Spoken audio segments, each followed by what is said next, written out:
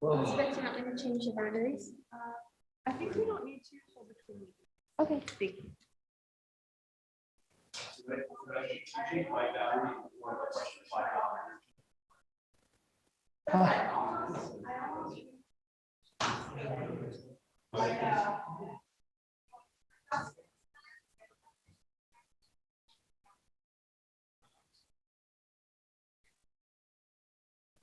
How many practice ends up happening?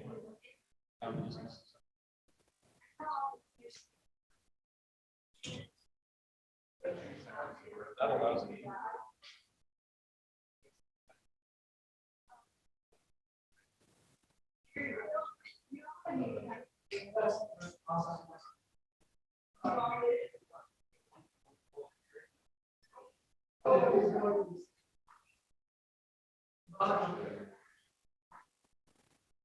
How you doing?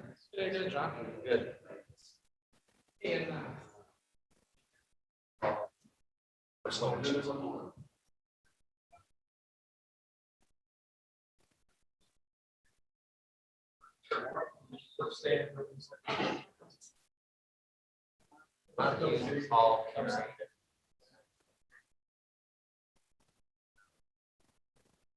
Happy to do that. No, I think it would be helpful. It should be a great tool for you. All over the place too.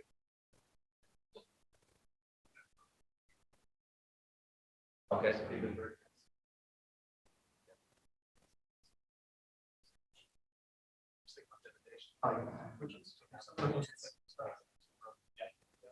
Okay.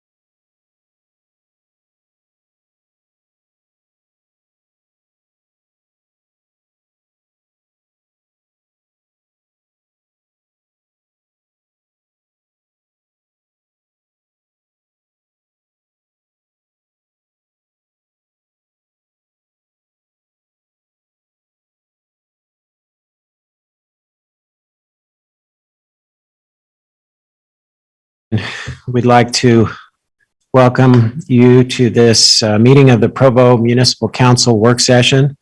Today is Tuesday, October 26, 2021. The time is 1:00 p.m. Meetings of the Municipal Council are now being held in hybrid fashion. Members of the public may continue to view council meetings on YouTube and Facebook, or they may attend in person in the council chamber at the Provo City Center. Elected officials, staff, and any presenters are participating in the council chamber or by using Zoom webinar. The coronavirus pandemic is not yet over, but vaccines are available. We encourage everyone who is eligible to get vaccinated. We encourage all people to protect themselves and others by following the protocols set by the CDC and our state and local health departments. Please stay safe and be kind. This meeting is being broadcast live on the web on the Provo City Council YouTube channel, where it will also be available for on-demand viewing. I remind participants to mute your microphone when not speaking so as to minimize the potential for background noises and conversations to be picked up and recorded for all to hear. We have 5 counselors participating here in the chamber and 2 remotely, so everyone is participating. We also have Mayor Kafusi here and our CAO, Wayne Parker, and other members of council and administrative staff. The opening prayer this afternoon will be provided by Councilor Dave Shipley.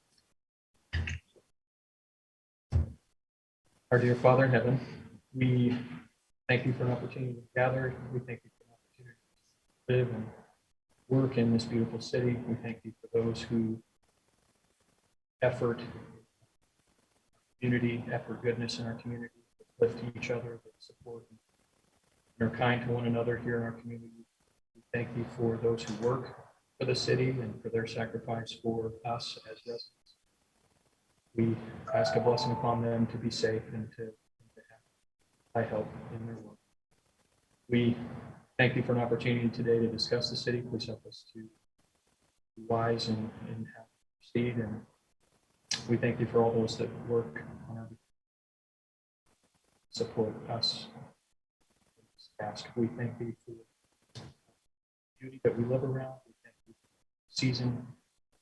season changing and that brings and all that thou hast given us. And we say this in the name of Jesus. Amen. Thank you. Although this is a public meeting, only the presenters and those invited by the council may speak or ask questions unless otherwise invited by the chair. If you're participating via Zoom, please use the raise hand feature to indicate that you would like to speak. Please wait to speak until called on by the council chair. If you're sitting at the dais in the council chamber, you'll need to raise your actual hand instead of clicking an option in Zoom. Muting and unmuting your microphone will need to be done with the red buttons at the dais instead of on the computer. It is proposed that we approve the following minutes, the October 12th, 2021 work meeting minutes. Are there any objections or requested changes? Seeing none, I'll declare the minutes approved by unanimous consent.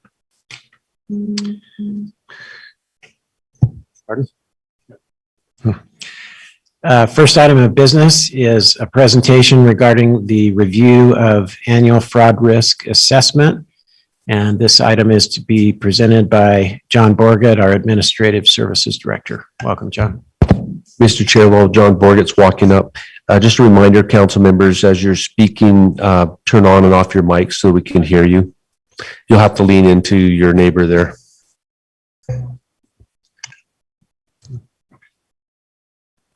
Well, Chair Sewell and the Honorable Council, it's a pleasure for me to meet today. I've just mentioned for the public's information, as well as council members, anybody else might be listening, about almost 2 years ago, probably a little less than 2 years ago, the state auditor's office, as they were concerned about fraud and the frequency of it happening in government, they decided that this fraud risk assessment would be a good way to help reduce the likelihood of fraud. And so we actually participated in it last year. This is our second year of doing the fraud assessment. And I would just mention from my perspective, it's a very good process. And as I mentioned last year, we take it very seriously. A lot of the responses this year are similar to last year, but we didn't just say, well, we did it last year, and so we'll go ahead and present it to the council. And so, no, we went through every item the finance team did and looked at it. And there's a few things that I want to mention to you, particularly areas where I think the city has made some good progress. But I would just mention that I mentioned reduce the likelihood. We still have the potential for fraud to occur, and so we can't take that lightly. I would never want anybody to see our score of 391 and think, well, we're safe. We don't have to worry about fraud anymore. But it does show that we're doing the right things and trying to put the city in the best position to reduce that possibility. So a couple of things that I want to talk about. Item D is reporting fraud and abuse, and then also down towards the bottom in line 7 is, does the entity have or promote a fraud hotline? And I would just mention that we have a fraud hotline both on the city website as well as on our employee intranet site. And the good news is that we get responses on kind of a regular basis, but what we've never had a situation to date where we've had a fraud that's been reported that's within the city or within the employees. It's always been a lot of times an issue that really isn't fraud, or it may be a suspected issue that has nothing to do with the city.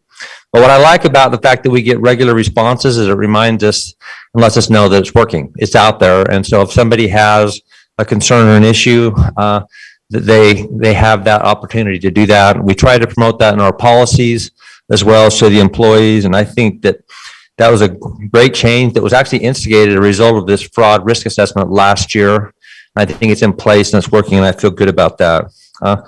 Item F on under line 2 is our P card policy. And as you remember, most of you are aware, last year we have kind of an internal auditor that goes through and has an assignment each year.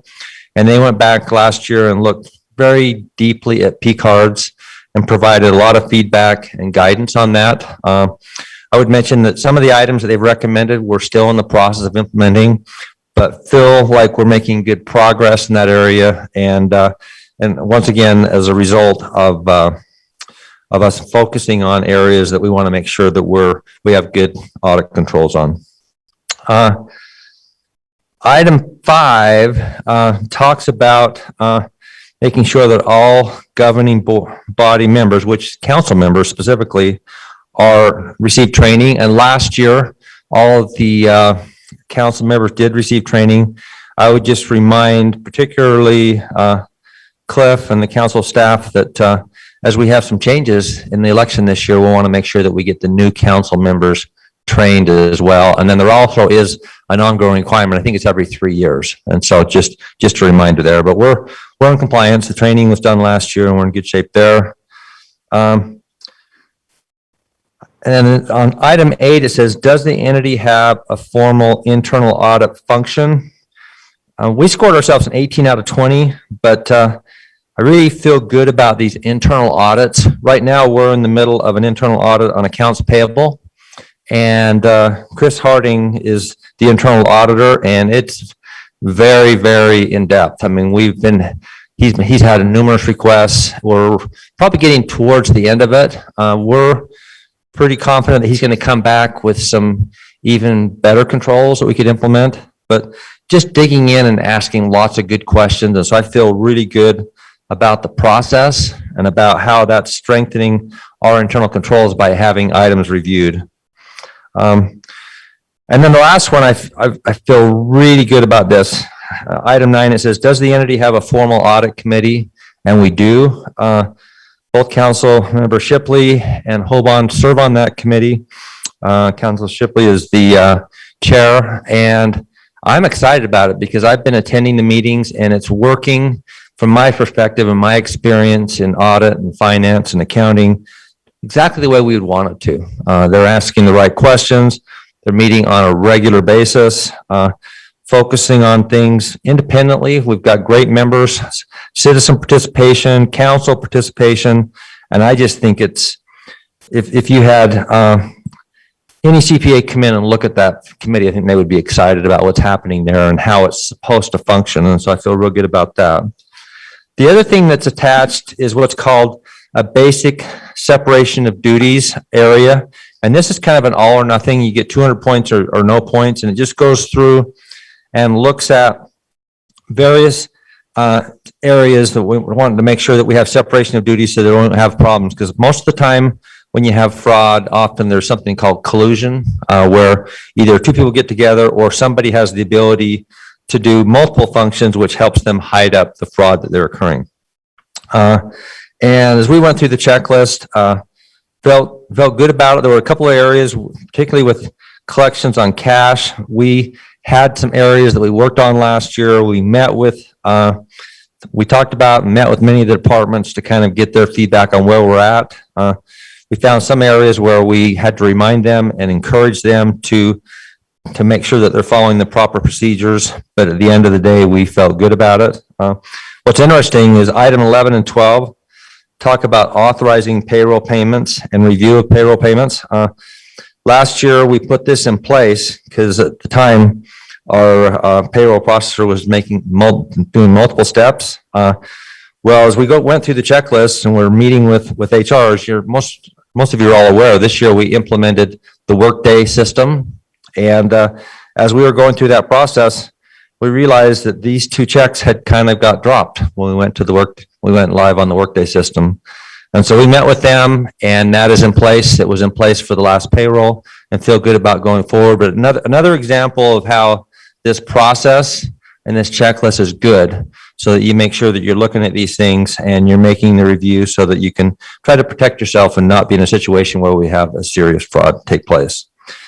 So those are the items. I would just also mention that down at the bottom, there's a place for the CAO, Wayne Parker, to sign, as well as myself, the CFO.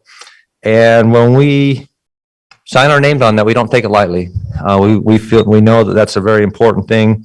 And so I went through it this morning with Wayne. We both signed it. And what we actually do, one of the things our independent auditors do as part of the audit is they ask for this checklist. They also want to know the date and when it was presented to the council. And then all that information is reported to the state auditor's office as well as the report. And so with that, that's my overview, and I'm happy to answer any questions that the council may have. Any questions for Mr. Porter? Mr. Hoban? Just want to say good job. It's been fun to learn different stuff on the audit committee and see kind of your level of meticulousness. So you've done great. Okay. Thank you. Mr. Hardy? On the separation of duties list, there's the MC, the mitigating whatever. Is there a plan to move towards something so we can check that as a yes? Or are we comfortable that it's being properly, that we're good enough doing the mitigating actions? We just have a couple of little situations, compost yard being one example where you've got somebody there that kind of does multiple functions. And so in that situation, we've set up some controls so that mitigating controls so we're comfortable that sometimes in order to not have those mitigating controls, the benefit is less than the cost. So we watch that and monitor. We don't have many, but just a couple of situations like that. Okay, thank you. And I want to echo Councilor Hoban's good job on this. From my perspective, I was thoroughly impressed however many years ago when the state first came out with this. And I sometimes think kind of a natural response is, oh, we're doing fine. We don't have any problems with this. Why is the state, or whatever. But I was really impressed with the way that you and your team handled this, that took it as an opportunity to double check everything. And if I remember right, when you first went through things, Not everything is where it is now, and you took that opportunity to make changes, even though that things may have been going okay, that we now have more safeguards in place. And I've just been very impressed with how your team handled this, and I'm very grateful for you and your team, and for the good service that you provide the residents of this city, as well as all of the employees here. And hats off to you. I think this was a perfect example of the professionalism and the level of excellence that you hold yourself to. So thank you. Thank you very much.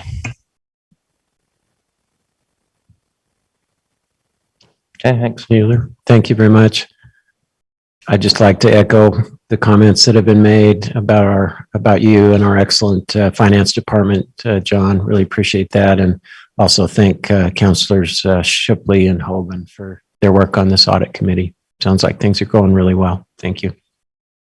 Let's move on to item number 2, which is a discussion on a Percent for Arts program, and this item is to be presented by Cliff Strachan, Council Executive Director. Councilors, Mayor, thank you for the opportunity to present again to you. Last month, we discussed why public art matters, and identified the different ways the Percent for Arts program could fund public art within the city, and gave some examples from within Utah.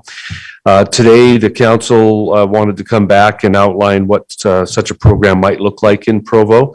It's still going to be in very broad strokes, and part of that is as we looked at policy, the policy end of things is going to take a fair amount of writing, and so at the end of this, I'm going to recommend to you that if you want to pursue it, to create an ad hoc committee to do so, and perhaps one that could start up in January when the new council is sworn in.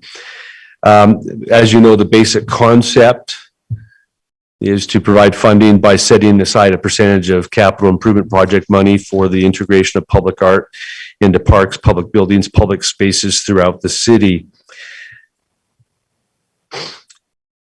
I've broken this down into some basic sections. If you've read the memo that I inserted, a lot of this discussion today is going to come, a lot of this presentation is going to come from that.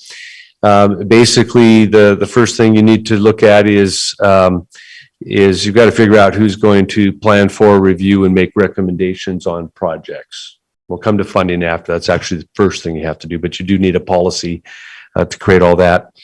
Noted before that usually cities that have these programs have somebody that advises and does a lot of the, I'll say, arts-related advisory role for it. The state of Utah relies on the Division of Heritage Arts and the Division of Facilities Construction Management. They actually also include the project architect and the principal user, say another department gets a building, that entity will have enough representatives to balance out the rest. And they actually employ a double majority system for approvals of things. Now, the other thing is, and we'll talk about it in funding, but I'll mention it because I'm thinking of it, is that if a project is struggling on the money side, the appropriations committees at the state level can either put extra money in or cut that item from the project. Salt Lake City uses an art design board. Among other things, they look at they designate funds for various projects. They also administer a grants program. I read yesterday that they gave out $290,000 in arts grants yesterday, or at least announced it yesterday. The board also reviews and determines public art policy, and they're active in the selection process. Now, they go on, and there's a role for the mayor and the council and departments and as necessary, but they start on the advisory role for the planning and selection. Ogden Cities has an public arts program, has an arts advisory committee to review and recommend art.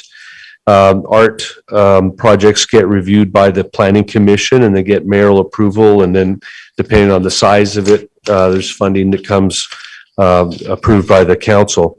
Now, Provo already has an arts council, And among the assigned duties includes essential aspects of the role, including assessing the needs, acting as an advisory body to various parts of the city organization.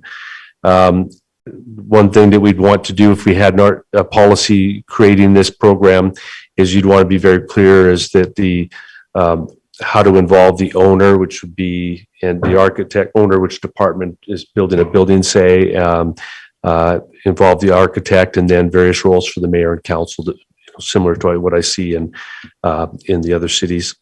So what is needed is the city would need to establish a process for reviewing, selecting, and funding of projects.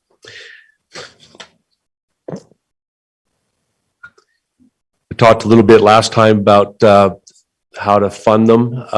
This time I've divided those into public projects and private projects. And whatever policies the city creates, the council adopts, you'd need to think about whether you want to have aspects for all of these or any of these. And very often there's possibilities that come to you, and it'd be nice to have a process up front. Funding is going to be absolutely crucial. There's lots of ways to do this. One would be to include funding in projects. That's the typical percent for arts program, where you argue that you say a building that's worth $3 million should have $30,000 in there for public art, that kind of thing. And a case can be made for public art in buildings and parks and even streetscapes. But where you get the most, I think, pushback is when you start including in infrastructure that goes underground. And so it doesn't make any sense. And I'll give you an example. So it might make sense not to include, say, the city's sewer projects. But if you were building a new administration building just for the sewer for the sewer operations, you might want to have something, a little bit of money for that. But you wouldn't do it for utility buildings. You certainly wouldn't do it for pipe or for the various above ground and underground works for that. If you went that way, Mr. Harding.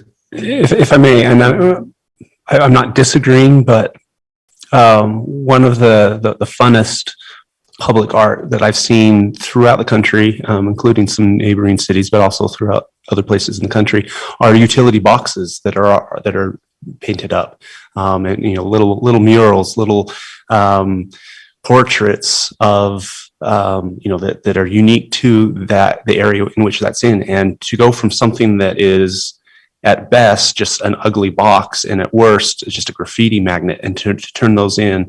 So I think we should not dismiss infrastructure and utilities too quickly, but I definitely think that we need to be thoughtful about how we approach that. Right, I think that's true. And when I talked to Dave Decker from Public Works, we talked about the possibility that there's an argument to be made for streetscapes. It might include extra decorative street lamps. It might be just the banners that go on street lamps. It might be decorative manhole covers like you saw around the state during 2002 Olympics, right? So those are things that you can do, and however you factor that can be considered. But really, what we were talking about in removing those as the underground infrastructure was, it's hard to decorate a pipe 6 feet underground or whatever the depth is. So anyway, that concept. Plus, in an environment where, as we know, as we've talked about wastewater treatment, it's already a struggle to find the funds to do it from that aspect, and adding 1% for underground infrastructure is a bit onerous. And one of the things I learned talking to Ogden, one of the reasons Ogden actually went away from the percent for arts and went to a straight arts fund that is used for these different things, was they were in a position where they were bonding, and it didn't make any sense to them to bond for an extra 1% for some of those projects. So it ends up being a matter of policy and what the priorities are of the elected officials for the community. Okay, so anyway, just mentioned about Ogden. Another is to establish an arts fund, and I just mentioned that Ogden moved away from that. They actually have a fund that's maintained around a $500,000 balance. They contribute about $200,000 a year to that fund, $100,000 for the art for art projects, and $100,000 for grants for different artists and such around the city.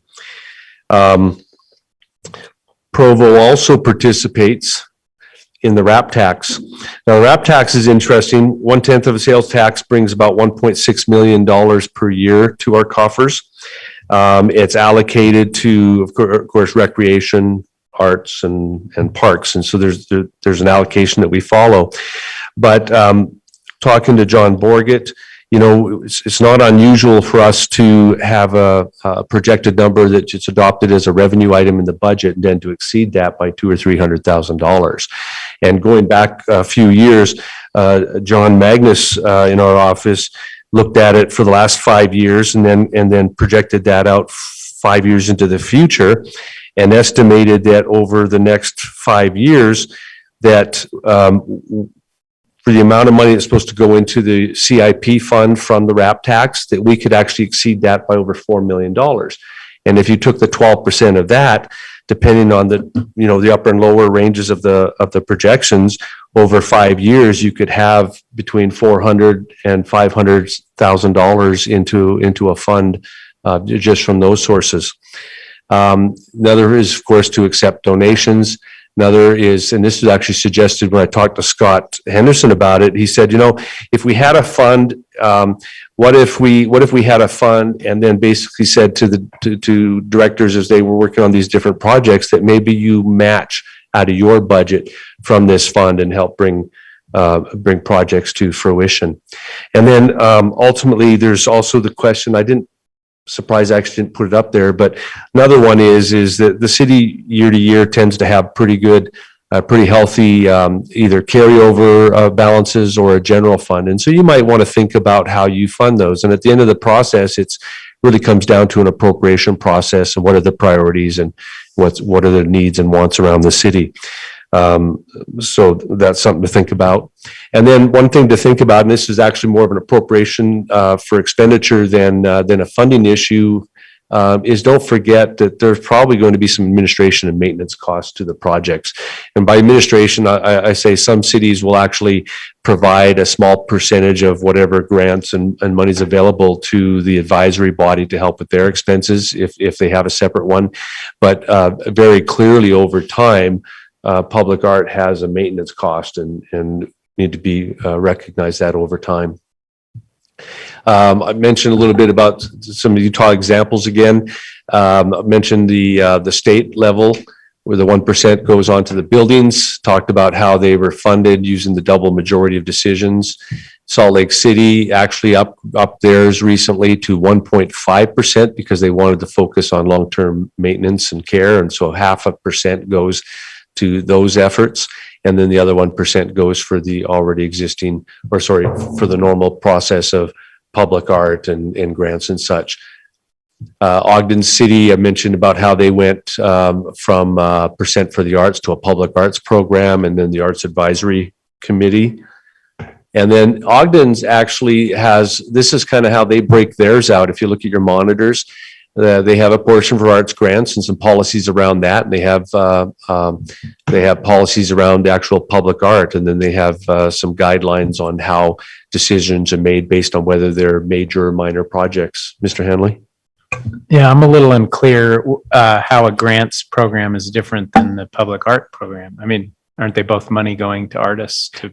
It depends. I mean, it does, but a grants program would be, you know, an artist or a group maybe wants to put on an exhibit, or they want to do some art somewhere, they want to do some murals, and you craft some policy around that. The public art program is more, you can define it how you want, but traditionally it's been about statues and giant murals and arts in buildings and things like that. So this is where I get to where I tell you that, you know, kind of in summary, there's a lot of work to be done. You have to define what a policy looks like and what it is you want to apply it and how you're going to appropriate the funds and where they're going to come from. So my recommendation to you, based on everything I've read and reviewed, is to create an ad hoc committee to develop and recommend policy, establishing a percent for arts program, and whether it's a percent for arts program or a public arts program, whatever you want to name it as. These are some of the elements that you should consider. And if you want to actually have it in place for next year's budget season, I would recommend that should you adopt a motion to create such an entity, that you also think about a target date to be finished and report back before the next budget cycle if you want to try and get something in place for 2023. And that's all I have for you in terms of presentation. Are there more questions? Mr. Hanley? So I'm just curious about getting this going, or I should say I'm not curious. I'm interested in getting it going, but you were suggesting that maybe waiting until January is a better thing.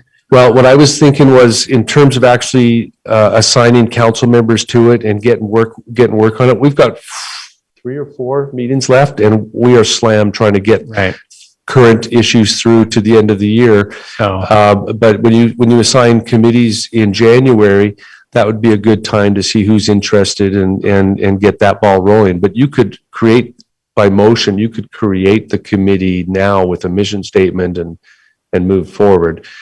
Staff is not going to do any more work on this until we have some direction to do so. So I would make a motion then that we create an ad hoc committee to explore and develop a recommended policy regarding the percent for arts program. Okay. We have a motion by Mr. Hanley. I'll second that. Second by Vice Chair Shipley. We have comments from Councillor Fillmore and then Councillor Ellsworth. Thank you, Chair Sewell. First, I want to thank Mr. Strachan for a very nice summary. It was very helpful, Cliff. Thank you for making that effort. Secondly, I just indicate my general support for public art.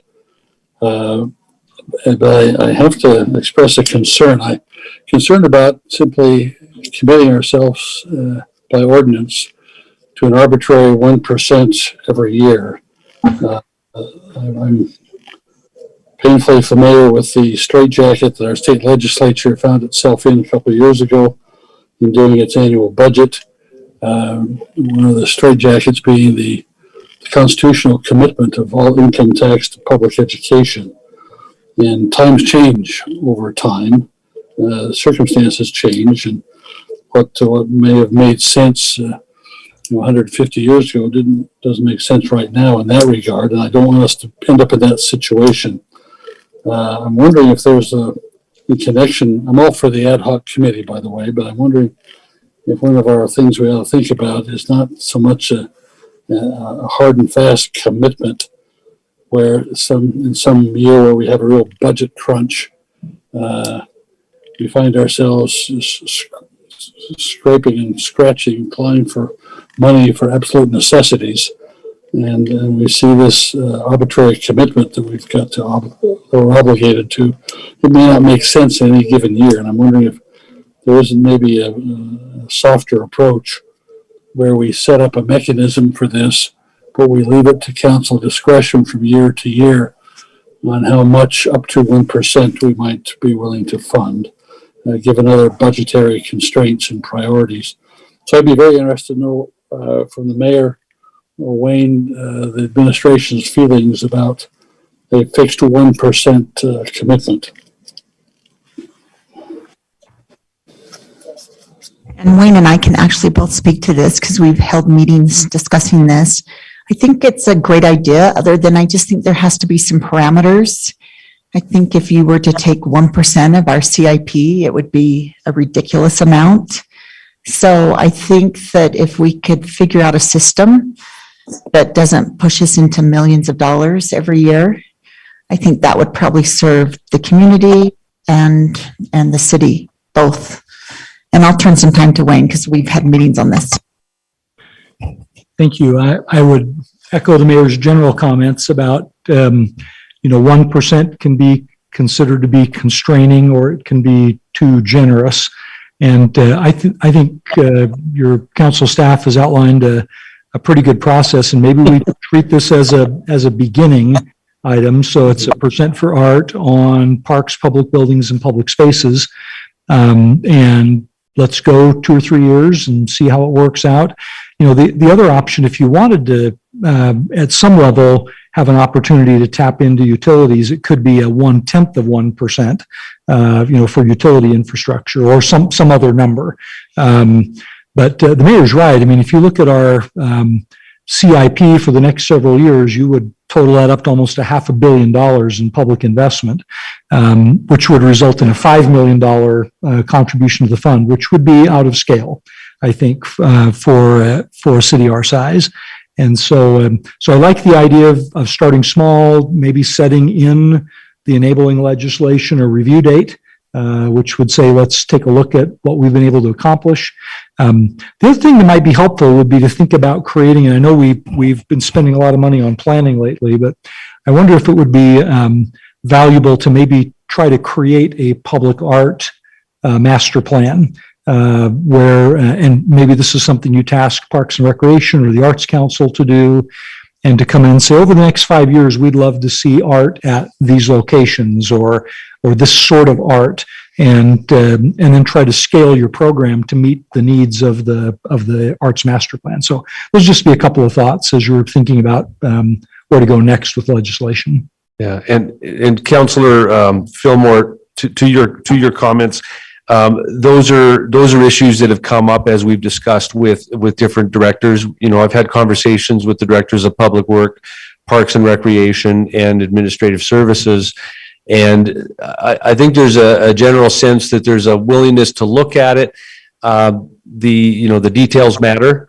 And as Mayor Kaufusi and Wayne Parker just noted, how we structure it and how we fund it and all those things, that's what the committee will be tasked with doing.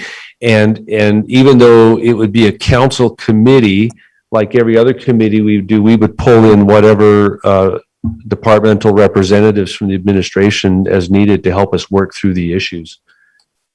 Okay, thank you very much. Okay. Councillor Ellsworth. I just wondered if there was an indication from Councillor Handley in the motion of who would be the chair and vice chair.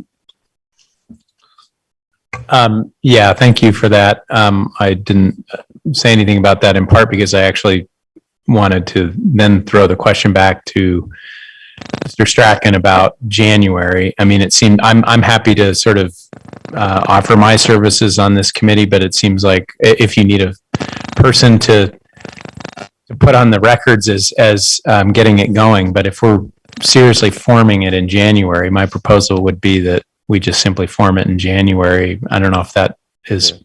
Either works, and I was handed a note that reminded us that normally we do appoint a chair and 1 or 2 extra members on the committee. And my response to the note I handed back over to George was we could still defer that decision till January, but you could direct it now. Just we'll be reviewing it again in January. So either way, and given the workload right now for us, it doesn't make a lot of sense until after the last meeting in December to start actually digging in and doing more work on this project. Well, that would be my proposal then, that we're just simply establishing the fact that we're going to create a committee. I love the conversation we've had so far. I don't think we're committing to any particular. The committee is simply exploring and developing a proposal that will be brought back to the council with consultation from committee members that I think should include representatives from the different departments, absolutely, so that we get something that fits right for our city and for our needs. Okay. Councillor Harding. Thank you. I appreciate the discussion around this. It's kind of gone counter to where I was thinking and what I was going to suggest, and perhaps I'm in fallback mode again, but I'm kind of looking at this and I see all sorts of on the slides, all sorts of, well, we need to establish a procedure to do this and to do this and to do this. And, we could do a percent for arts, or we could create a separate, thing over here, and lots of different options. And, like my reaction to all of that was, what if we just established a policy that, 1% of what we spend on capital improvement projects is earmarked for arts, and,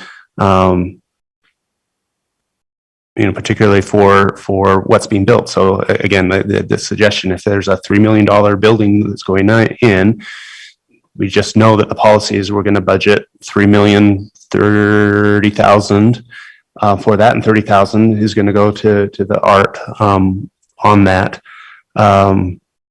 And so the idea is just keep the policy simple, and maybe that addresses the flexibility a little bit, but it's a commitment. It's a commitment that we're going to spend 1%, not of our operational costs, which I think, anyway, not of operational costs, but 1% of capital improvement. We're committing to go to the art, and then we turn to the administration and we ask them to figure out the best way to then use that 1% and what process and procedure they want to use for that. I'm totally open to the idea that, to start a little bit smaller and say it's just on buildings, parks, and Streetscapes. Streetscapes. At least starting there. But if we had a public art master plan and we said these are the areas where we think we're lacking in public art, if we're not building a building there, if we're not redoing the street there, then there's no funding to move that forward. Whereas if there was a 0.1% on CIP outside of those three things, then that would give us a funding mechanism to move forward on the master plan. Anyway, so just in hearing your guys and everyone's comments, it kind of moved me away from the position that I was taking. But I think we should at least consider, do we really need to develop the whole process, or can we just can we as a council just set the high level policy? This is our commitment, 1%, and then ask the administration to worry about the details. To your point, I would say that, yes, that's a possibility. You could just pass a motion and adopt some intent language in the financial policies of the city. And that is certainly a way of doing it. You'll note that all of the examples that we drew from are in our form of government. What I've found is I've talked to some cities that aren't in our form of government. They've done exactly that, whether they've formalized it or whatever. It's just understood in a lot of cities that when you have a project that we want you to account for and to the extent you can provide some public art, but it may or may not be super formalized. So it's definitely an option. Councillor Ellsworth? I think there should be a committee or some kind of evaluation of this proposal. I think it's a good idea. I support public art. But in recent conversations, there wasn't unanimous agreement on what's considered art. And I don't remember citizens being involved in recent discussions on the water feature. I don't think they were part of that committee, if I remember correctly. And so I think there are some details that could be worked out in a committee that would allow citizens to be involved, and that would help us determine a scope for how this money is used. Because art could be interpreted very, very broadly or very, very narrowly. Yeah, just to Councillor Ellsworth's point, maybe perhaps a couple of anecdotes. One is that, I don't know, in my own household, we can't agree on what's art. Some things I like have been told you have to be in my office and nowhere else. It's just the way it is sometimes. John was telling me a story about a city somewhere where the entire Arts Council was fired because they picked something that some people found offensive. So I think that's always the reality with art, is you're going to have some who like and some who don't. And that's, I guess, part of the process is, hopefully you've got an arts board and decision makers who aren't going to get too far out with the art they choose.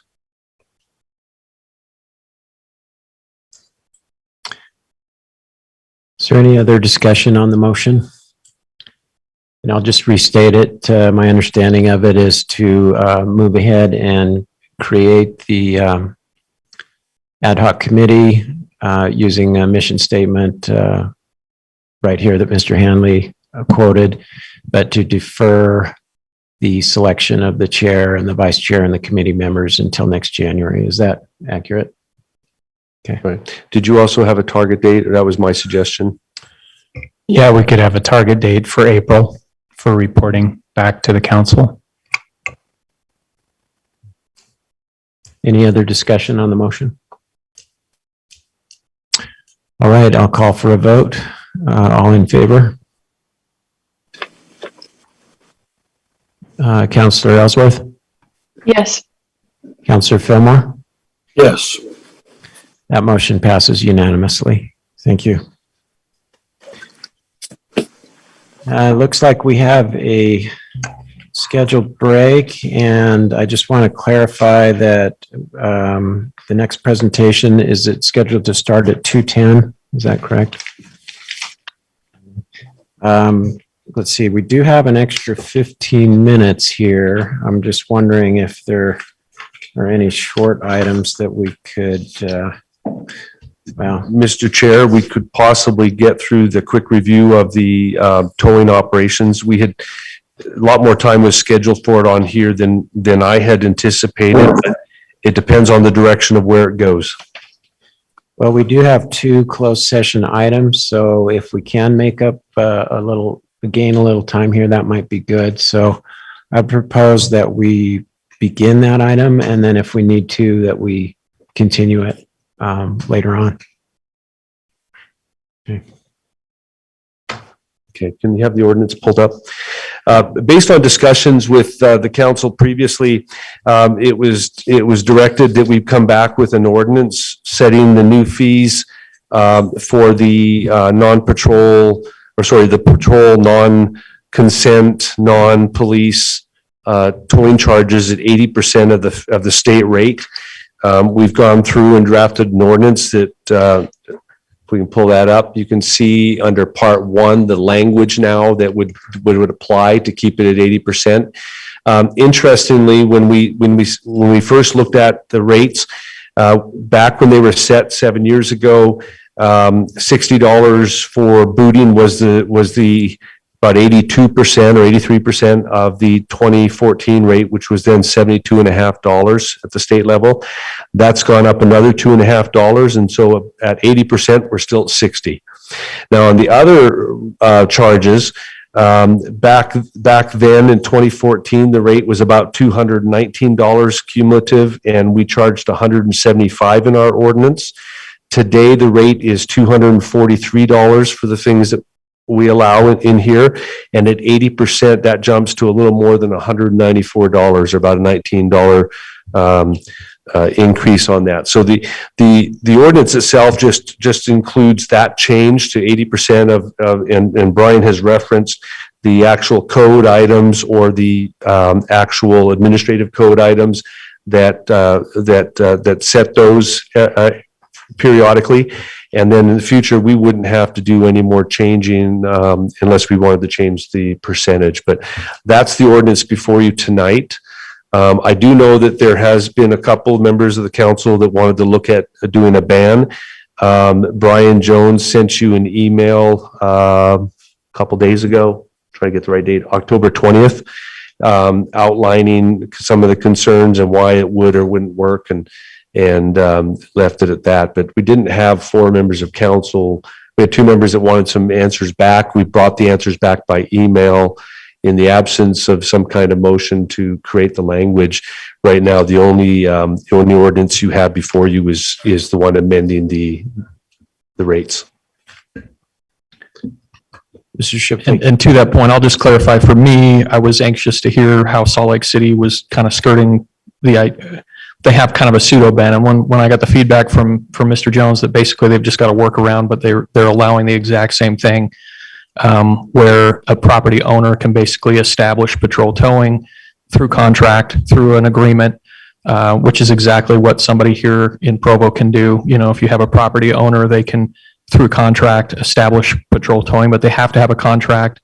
It has to be a contract that, you know, somebody could appeal. And I feel like that's a robust enough process as long as an individual can appeal it. as long as the property owner can void the fee, potentially, as long as that contract could be voided at any time with that patrol service. I mean, because those flexibilities and protections are built in, I think at this point, this is a more simple conversation. It's not about should we or should we not. It's about should we have an inflation adjustment based on a business that property owners are agreeing to have happen on their properties. And if that's the case, I support it and would encourage us to move forward. Mr. Fillmore has a hand up.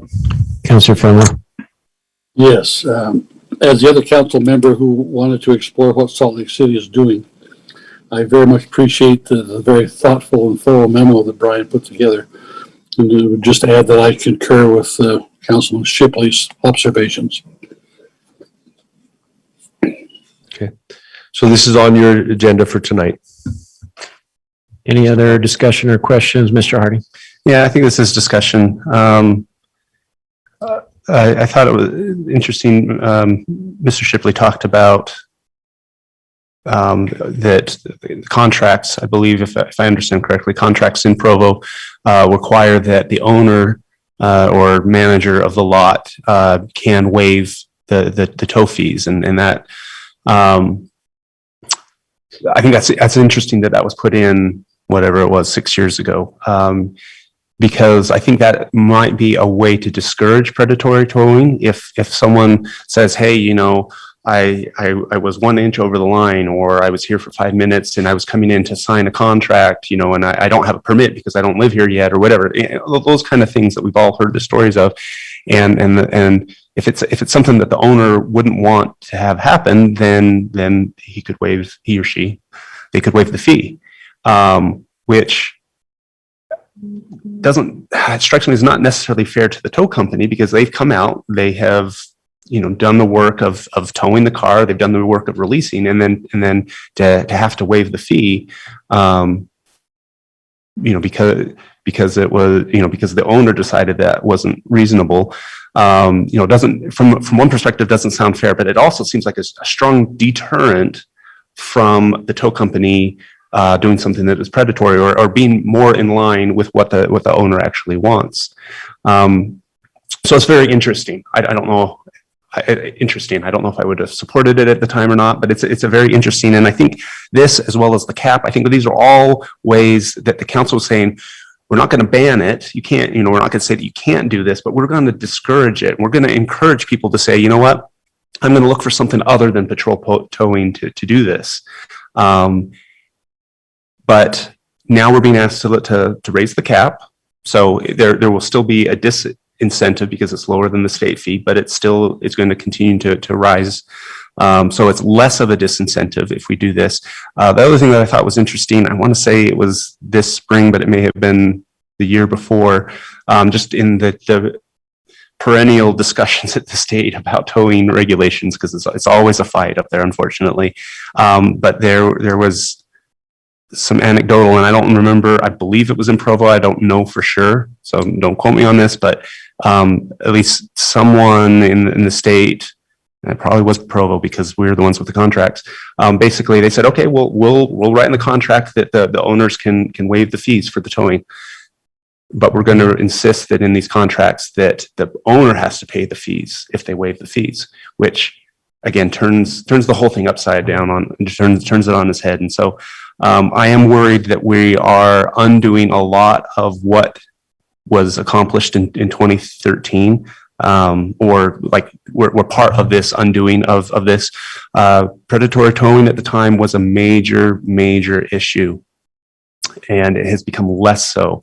But and I appreciated Mr. Jones's email. You know, people that there's people that I think all of us would look at and say that it was reasonable that they got towed in that situation, and those people are still going to complain about it. And so if we just look for complaints, we're going to hear all the bad stories. But I would still say that there's a good portion of the residents and visitors and the people of Provo who are being negatively impacted. But what I think most of us would agree is predatory towing, and that's still happening now. And I think we should be careful that we're not tipping the balance even more towards incentivizing predatory towing. I don't think anyone's trying to put tow companies out of business, but I think where the idea was to encourage them not to do patrol towing and make the other methods of parking enforcement more attractive. In part because a lot of these business owners, they have a business and they do good at their business, and parking, it's just this obnoxious thing that they have to deal with as part of their business. And it's not what they specialize in. It's not what they want to think about. They just want to partner with someone looking for a service provider that will do the enforcement for them. But if there's not a lot of competition, if the people that they're looking for those services are insisting might be too strong a word, but offering like, you can, for this much money, we'll patrol tow because we know we're going to make a whole lot of money off of the people that we tow, or we'll charge you more to do the call-in or whatever. I mean, there's ways that these businesses can really push the business owners into agreeing to patrol towing. And this was a way for the government to come in and say, we're gonna limit the amount that you can make off of this. So I think we should be very careful when we start modifying things that were done previously, make sure we fully understand the dynamics that we're wading into. A lot of work went into a lot of committee work, and maybe we could ask Mr. Parker, because I was not involved with this. I came in right kind of at the tail end. And I the stories, the horrific stories that I was told about what it took to get to the compromise and get to that place were made an impression on me, but I was not intimately involved with them. I just think we should be very careful when considering making changes. And if it's okay, I would be interested if Mr. Parker wants to share some of his perspective from that, which I think is a lot better than my perspective. Yes, I would like to invite that, but I'd like to make a comment first.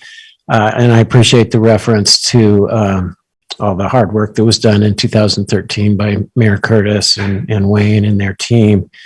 My perspective on this is not that we are undoing anything that was done in 2013, but that this is trying to protect what was done in 2013.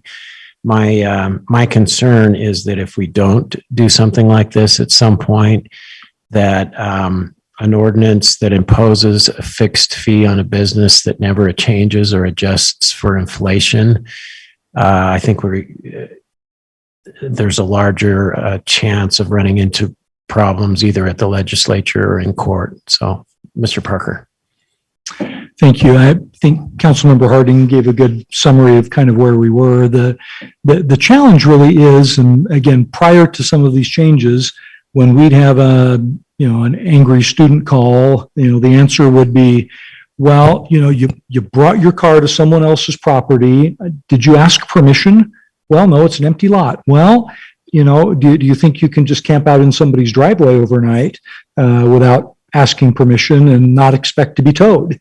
And so the city was really loath to try to get into the contractual relationship between the owner of land and the driver of a car, because it is a private transaction, intentional or not.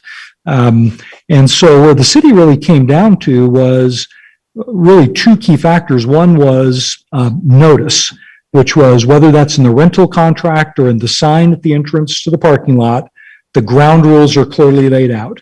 Now, whether someone stops to read those ground rules before they park is another question entirely, but the whole idea of disclosure, here's what the deal is if you want to come park on our property.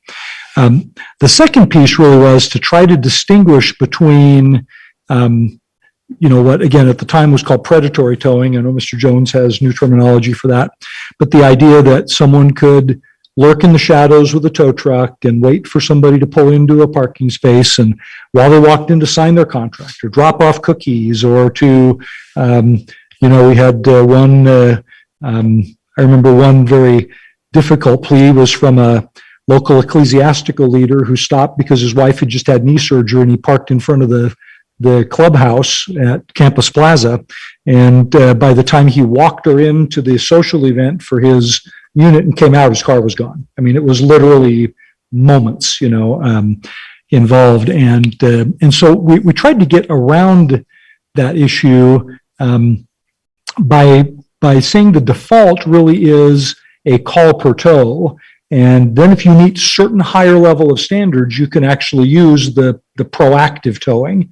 But a lot of that had to do with making sure it was in the rental agreement and again, making sure there was a method for an apartment landlord to waive the fee, pay the fee, do something that would mitigate the problem. It is a delicate balance, and it's one that took a very long time to try to work out. And early enforcement, I think, paid some dividends. It set some new standards for how it would be operated. So again, I certainly see both sides of the issue. You know, I do agree with Councilmember Sewell. If we're not sensitive to the rates, we could find ourselves, you know, back at the legislature fighting this battle again. By the same token, I do think if you want to make tweaks to the program, I think that's certainly fine. I would just encourage you to do that after a robust process of listening to, you know, to all parties, because I think you'll hear some things that might, you know, sway your view on certain aspects of it if you were to reach out to landlords or reach out to students. So that's the only bit of advice I'd offer at this stage. Thank you. We are about to the point where we are supposed to take our break. Can we continue after? All right. Let's now adjourn until 2:10, and we'll come back for is adjourn the right word? Recess, I think. Recess. Well,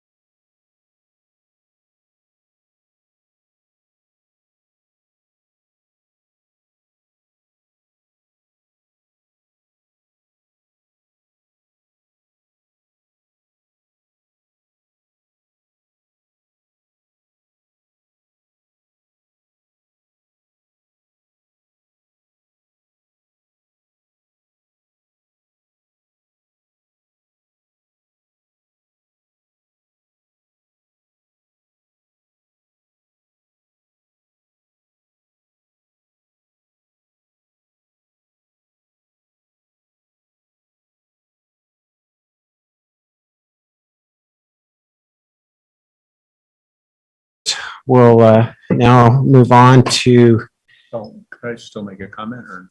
oh, about that other issue? we're going to come back to that issue after, this is a time, Got it. you know, Oh, that's right. scheduled to start at a certain time, so we'll come back to that other issue.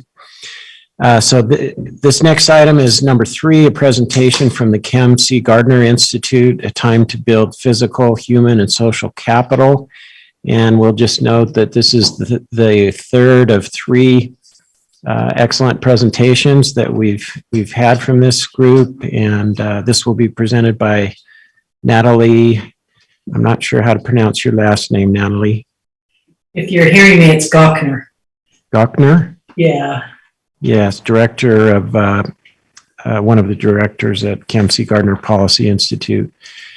Welcome, and thank you for being with us. Yeah. Well, thank you. And I appreciate your interest in the topic. And I want to thank Cliff for the invitation. And I see some friends, Wayne Parker, someone I've worked with a lot, Shannon Ellsworth, someone I've worked with a lot. So for those of you that don't know me, I direct the Gardner Institute. We specialize in Utah economy and demographics and survey research. And some time ago, we put together our ideas. I really put this together for the business community, but others have expressed an interest. But this idea of, as you come out of a pandemic, what does it signal? What do we need to do? And I've just become fond of saying it's a time to invest, a time to build. And as an economist, when we think of investing, we think of, infrastructure, that's physical, human, that's education, human infrastructure, and then social capital. And so I'm really, Cliff asked me to just make the case of what we're seeing here. And so if you don't mind, let's go to the next slide. The key here is that right now is a time to build. And there's 3 things that we're looking at that say that we're in a time of growth. And I'll document that. When you're growing, you must invest in physical capital. Coming out of the pandemic, we have structural changes, things that are different post-pandemic than before, and they're going to stay with us. And I'm going to make the argument that when you have structural changes, you want to invest in human capital. And then there's a lot of evidence that our institutions, the trust that we have in our institutions, this trust is in decline in a whole variety of ways, and that's a time when we need to invest in social capital, the things that we do together. So that's really the emphasis here, and Cliff made the point to me that you're considering some, revising some neighborhood council programs and investing in neighborhoods, and I think that's really the backdrop for this. So let's go to the next slide. This is as if I'm teaching an econ class, which I'm obviously not, but we ask the question, what makes an economy grow? What makes a business grow? And there's, the theory teaches us that you have to take something that's a lower value and create something of higher value. And so as you do that, what are the inputs? What creates lower value to higher value? And the economic theory would tell us that investment does that and productivity does that. And so we want to do things that motivate investment and that create higher productivity. So that's just a little bit of theory putting out there, but as it relates to Provo City, what I think of is, you've got an obligation to deal with the growth dynamics in Utah County. And as you deal with those growth dynamics, if you don't invest, then the growth could have negative effects on the community. So that's just an example of how this works. So if you want to continue to grow, you have to invest to maintain quality and to essentially deliver on the promise of a prosperous community. So let's go to the next one, and I'll invite you all can either raise a hand or unmute and jump in if you have a question, but put together this framework. And so the framework is this idea that we've got these incoming, right? We've got growth, structural changes, declining institutions. I'll give more detail on that. Those are coming to our state. So the idea is let's turn these challenges into opportunities. That's the difference between just drifting and mastering. And so what are the choices that we make for each of these? In growth, invest in physical capital. In structural changes, invest in people so they have the means to succeed in a new economy. And decline in institutions, what I mean there is everything from confidence in Congress, confidence in the Supreme Court, religious, contributions to society, even our voting system. I mean, whatever it is, there's a lot of evidence that we are in an environment right now where we're questioning our institutions, and that may or may not be justified. But the comment that I'm trying to make is when you have a lack of trust in a community, you want to invest in community, invest in social capital, the things that we do together. And if we do that, then we can thrive. So that's the setup. So let me just continue down this road and first make the point on physical capital. So if we go one more slide there, of course, we got the April census data and showed that Utah was the fastest growing state in the nation. That was not a surprise per se, but we're not always that. And, we've got competitors in Idaho and Arizona, Colorado, Nevada, Texas, North Dakota had a lot of growth over the past decade. But for us to come up as number one, it says something. The nation grew by 7.4% in 10 years. We grew by 18.4%. And interestingly, if we go to the next slide, and this actually surprised me, and Shannon, you follow this information a lot, but we know that we've been attracting people have been migrating into our state, but for the decade where we have an actual count in 2010, an actual count 2020, so it's our most accurate data we get in demographics, 2/3 of the growth has come from our births minus deaths or natural increase. And so this is an important signal, right? This isn't just the business cycle that's helping us grow. This is who we are. Even in a time of declining fertility rates, our state, 2/3 of the growth comes from ourselves. And then the one other thing I'd mention, if we look at the next map, the media has not really talked about this a lot, but I like to tell people that we've now entered the ranks of a mid-sized state. And we always think, Utah, we're in the interior Western United States, we're a small state, small market. I don't believe that's the case anymore. And the simple argument I'd make is take the 50 states, rank them by population size, divide them into thirds, large, medium, small, and at 30th, we're solidly in the middle category. And interestingly, as recently as 2010 census, we were the 34th largest state. For my entire career, we've been the 34th largest state. We've now leapfrogged to 30th. And so not only are we a growth state, but we're a mid-sized state, and I think that changes some dynamics.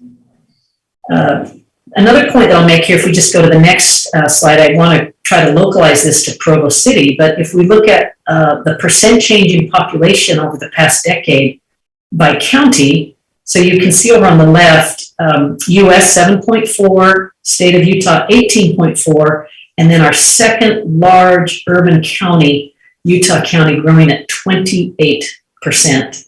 Really a phenomenal achievement. And I can't help but also mention that right up Provo Canyon, Wasatch County, Heber Midway area, fastest growing county in our state, almost hitting 50% growth in 10 years. Just a stunning amount of growth, 47.9%, outpacing Washington County, where St. George is, which was 30.5%, and the second fastest growing county. And so you are arguably in Utah County, and as really I believe you're the county seat. Is Provo the county seat for Utah County? Yeah, so anyway, as the capital city within the county, you are ground zero for some of the most impressive urban growth in the country and in our state. And so naturally we might ask, well, so where's your growth coming from? And interestingly, if we look at the past 10 years, you're the same as the state. Your 2/3 of your growth is coming from yourselves. And even with that, if we look at the next slide, 2/3 is coming from yourself. But look at the net in migration that Utah County is experiencing. So you always have people moving out, always have people moving in. What's the net? And, you know, you can see there's been a couple of times in this time series where you've actually had more people move out than move in, but that's not been the case for 7 consecutive years. And you've been hitting the 8 to 10,000 levels, you know, in 4 of the past 6. And so not only are you growing from within, but you're attracting a lot of migration. And I would just suggest to you that the nature of Utah County is changing right before our eyes. When you have this level of growth, the county is changing right before our eyes. Just a couple more points on this need for physical capital, right, because of growth. If we go to the next slide. Can I ask a quick totally clarification question? Yeah, totally welcome that. Thank you. Back 2 slides where we've got 2/3 is natural increase and 1/3 is migration. Is that out of state migration, or does that include intrastate migration into the county? That would include county to county flows. Thank you. Yeah. So we have some, well, the way we estimate this number, but because this is a decennial, we actually know it. So we know in 2010 how many people in Utah County. We know in 2020 how many people in Utah County. And then because of birth and death certificates, we know exactly vital statistics for births and deaths, and the residual is migration. And so it includes all forms of migration, whether it's from Salt Lake County, whether it's from Washington, whether it's from Texas, whether it's from another country. Okay, good. So if we can go to slide 12 here, I'm going to kind of transfer from demographic growth to say economic growth. And here's what the economic data shows us for job growth. And it's a standard practice in our state right now to show a 2-year time frame for this. Otherwise, we get base effects from the pandemic that yield, you know, unusual results. So just think with me, where was Utah County in August of 2019? How many jobs were there in August of 2021? And what's the difference? And our data would show that that's a 6.5% growth over those 2 years. And, you know, that's really impressive, right? Because the nation has declined over that time period. State of Utah at 3.8. All the other big urban counties have some impressive growth, but you're in a class of your own. And if we just go to the next one, not only is your job growth impressive, but if we look at the unemployment rate, you know, you have the lowest unemployment rate of the large metro counties.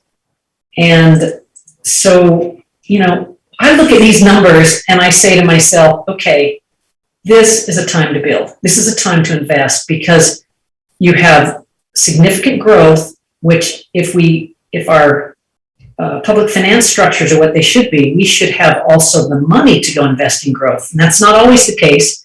If we go to the next slide, I just wanted to show you that infrastructure spending in our nation, this is why there's so much bipartisan consensus about the need for an infrastructure bill, because you can see this is all forms of investment from, you know, federal, state, and local government in structures. So think of bridges and highways and the like, as a percent of GDP, and you can see, you know, where we've fallen to. And so we've arguably been living off of the 50s to, you know, mid 70s infrastructure investment, and, you know, can make the argument that we're falling behind. I want to show you that same data for just Utah, which is in the next slide. And I'm showing this to you with some hesitation because I don't think we completely understand this. You obviously see that big peak that begs the question, what is that? And I do think it's the pumps and flooding. That was when we had the excessive rain like we're getting right now. So I can't pretend that I completely understand this, but I just wanted to show you that we are able to measure this in Utah as well. And, you know, the way I would read this is we got as high as, take the peak out, but we got as high as 5% of GDP. As recently as 2009, we were 4%. We've been as low as 2%, and we sit today at about 2.8. So just a way to think of it.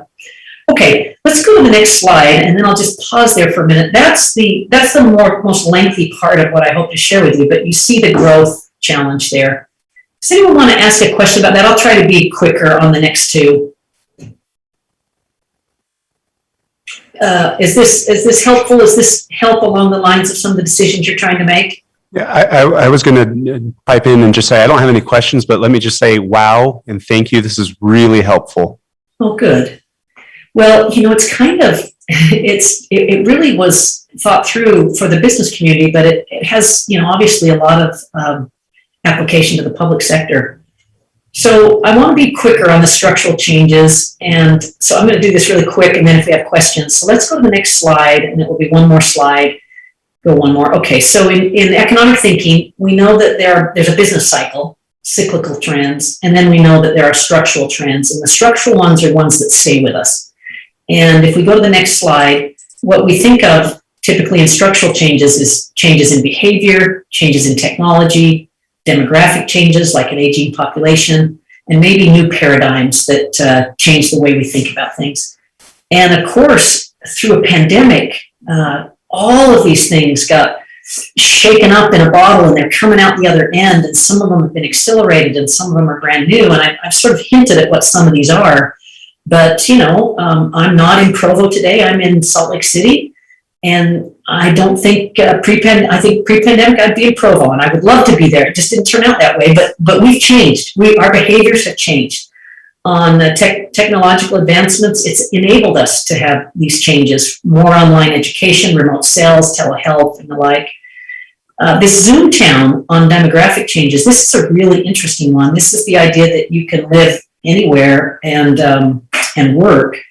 And so you'll choose places of high amenity values, high quality, something we're taking a very close look at the Gardner Institute. And I think it has a profound Utah County, Provo City effect because of Wasatch County. You know, you have incredible infrastructure built connecting the two valleys through Provo Canyon. You've got a lot of buildable land supply up in Wasatch County. And obviously, I mean, I hear Carl Malone has now moved there. I mean, it's attracting people. And it will just dramatically change. And as it changes, there will be a complementary effect for Provo. So the argument here with these changes is that when you have structural changes, you have to start investing in people because there's a lot of change. So my next slide just makes the case that human capital, and it's just a picture, but human capital. And I apologize that I'm not showing BYU here, but you guys have a great football team. I'm super proud of you. And as a U person, I love Kalani Sataki, so good on you.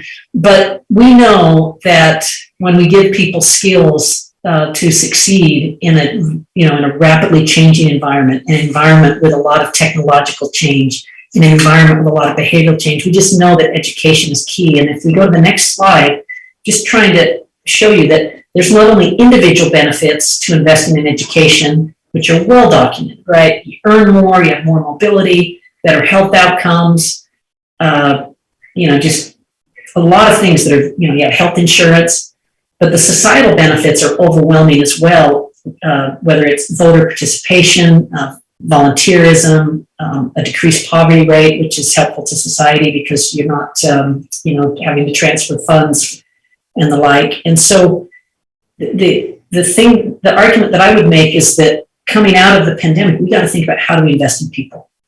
So the next slide shows you just one rather chilling example of the kind of data that we're seeing. And this, of course, is pre-pandemic, but it's youth mental health and suicide indicators. And you can see what we're showing there, 2013, 2015, 2017, and you see, greater mental health needs. You see a greater feeling of sadness. You see a higher percentage of youth who have considered or attempted suicide or have planned it. You just see the real significant mental health challenge that's bearing down on our society right now. So again, structural changes, time to invest in people, and I think it relates to your neighborhood decisions. So going back to I can pause there if you want, or I can run through the decline in institutions and then open it up for questions there. Any preferences? Yeah, please continue. Okay, so if we look at what I'm going to define as social capital, So I've got a slide that just kind of gets us all on the same page of what it is. It's this network of trust, these relationships that allow a society to function successfully. It can be trust between individuals, trust between entities, forms of reciprocity. Sometimes people call it institutional effectiveness. There was an ecumenical leader who called it a philosophy of help. And the person who really invented the term was this Lyda Judson Hannafin. She said the community as a whole will benefit from the cooperation of its parts. So a really interesting factor in Utah, if we go to the next slide, is that we have extraordinary levels, and I'm using that word deliberately, but extraordinary levels of social capital. So this is an index. The higher the number, the greater degree of social capital. The Joint Economic Committee, this is something that Senator Mike Lee has pioneered, has looked at, I think it's about 42 measures of social capital. They'll look at, did you respond to the census? Did you vote? Do you read to your children of certain age? What do you volunteer? What is your philanthropic giving? Do you attend church? I mean, I'm sort of giving you a taste of what is in those measures. But, they've done this, and you can see how far and away Utah stands out. And so this is a really helpful thing, because I think we've got a real challenge in the decline of institutions. So if we go to the next slide, and I'm drawing from, I'll just hold this up because I have it on my desk here, but I'm drawing extensively from this book called The Time to Build. And this is a book by Yuval Levin, and Yuval is an American Enterprise Institute scholar, and most of what I'm sharing here are his thinking. That book is people in the business community are reading it, people on Capitol Hill are reading it. I think the governor's office had a book club where he read it. I apologize that my slide is sort of truncated here a little bit, but the idea is that institutions are what he calls the durable forms of common life. They're framework or structures of what we do together. Families, schools, systems of governance, healthcare, even the media. These are all institutions. And then he makes the case that we have evidence of declining trust, respect, faith, and confidence in institutions. I'll let you just fill in whatever you want to do there. You can challenge it, but I think it's commonly understood. And without these institutions, sorry, the bottom line's truncated, but what that says there is without them, we experience a form of social shapelessness, a crisis of connectedness, and a need for social replenishment. And Yuval Levin is basically saying we've got this challenge in front of us. So if we go to the next slide, what he says in his book is he said, what's the indication that we have declining institutions? And he says, well, we're providing a stage, rather than shaping character. So he's saying that we're, instead of molding society, we're using these institutions as platforms to make a point. An inability to agree what's true. It contributes to a sense of detachment. So he basically says, to the degree that the media has become a platform rather than shedding light and helping to mold, high quality information, I'll just say that, to the extent that Congress has become a platform for something rather than a way to help protect the rule of law, the molds in our society. It's very related to the second point where he says, instead of being formative, these institutions have become performative, where they're seeking attention rather than solving problems. So the presidency and Congress are stages for political performance art, is what he says. And universities serve as a venue for virtue signaling, and you can't distinguish journalism from activism. Okay. I realized that those are some loaded things I just shared there. I don't know if Cliff knew that that's what I was going to say, but I would just say, if we go to the next thing, the bottom line of this is that, in my judgment, we've got this growth, these structural changes, and whatever degree you want to accept these declining institutions. If here in Utah, if in Utah County, in Provo City, if you turn these challenges into competitive advantages, by investing in people, investing in capital, physical capital, investing in social capital, in my judgment, we will thrive. And we, because of our advantages, have the ability to do that. So that's essentially the presentation I brought, except that Cliff wanted me to go into a little bit of some housing indicators, housing affordability, which I'm happy to do. But I know your time is important. So I'll just pause there. And if you have questions and if you want me to share a little bit of housing data, I will. But I know I've taken a bit of time here. Mr. Hanley? Yeah, thank you for this so much. I've read Levin's book and quite enjoyed it.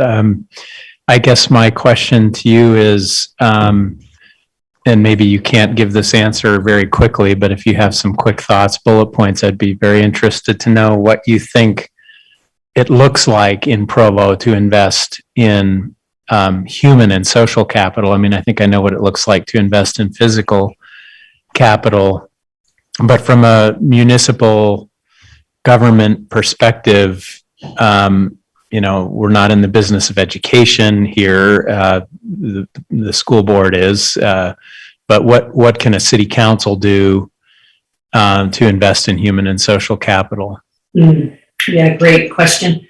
The thing that comes to my mind, and I am influenced here by two thinkers. One would be Raj Jetty. So Raj Jetty is, he'll be the next Nobel Prize winner of economics. He runs something called Opportunity Insight. He's a Harvard-trained MIT guy, and he's the one that's done all the work on social mobility that gets so much attention and that shows Utah, Salt Lake Metro doing so well. But Chetty and his colleague, Nathaniel Hendren, they've done a lot of work on neighborhoods. And to me, that should be the guiding light for local government because it is in your realm.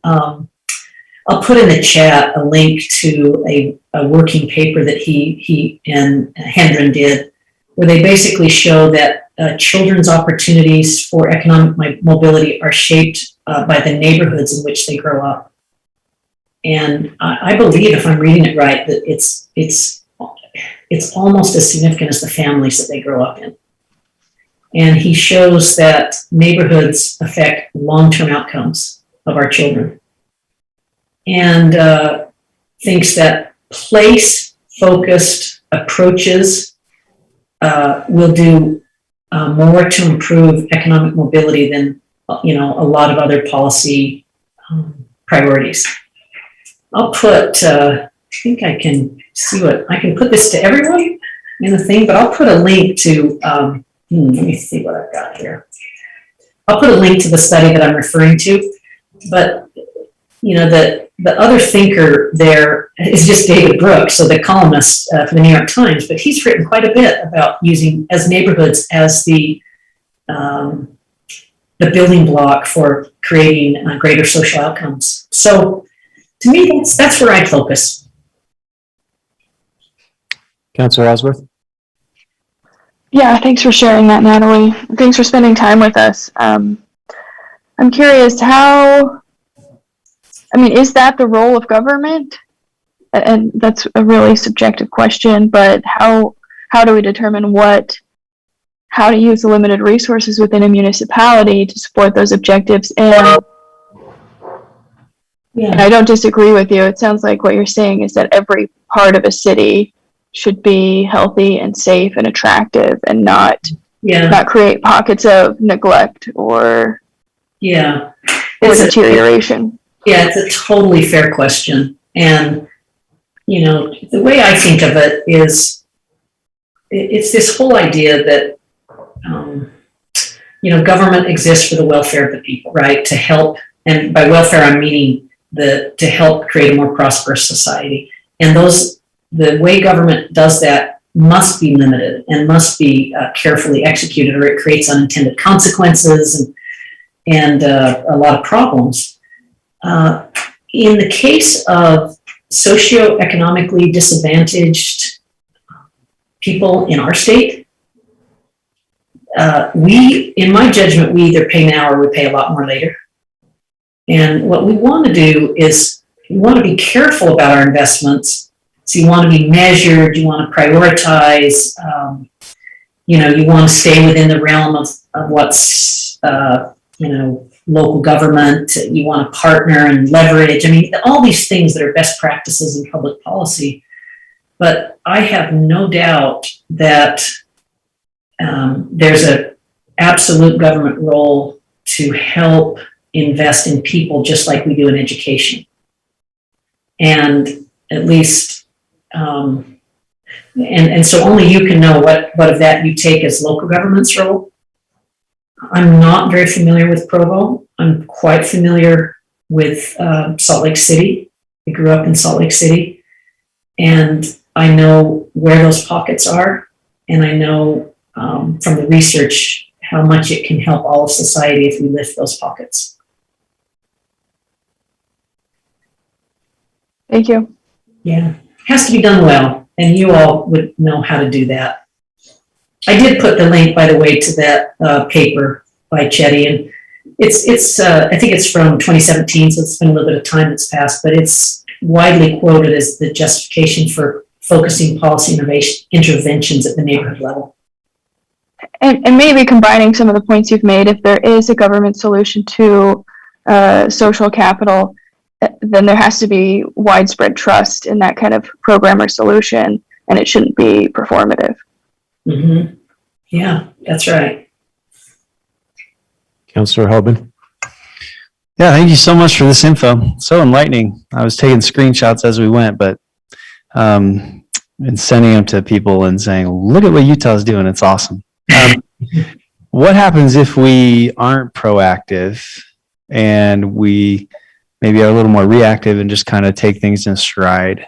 Obviously the growth is coming, but what happens if we, don't take significant steps? What are the consequences?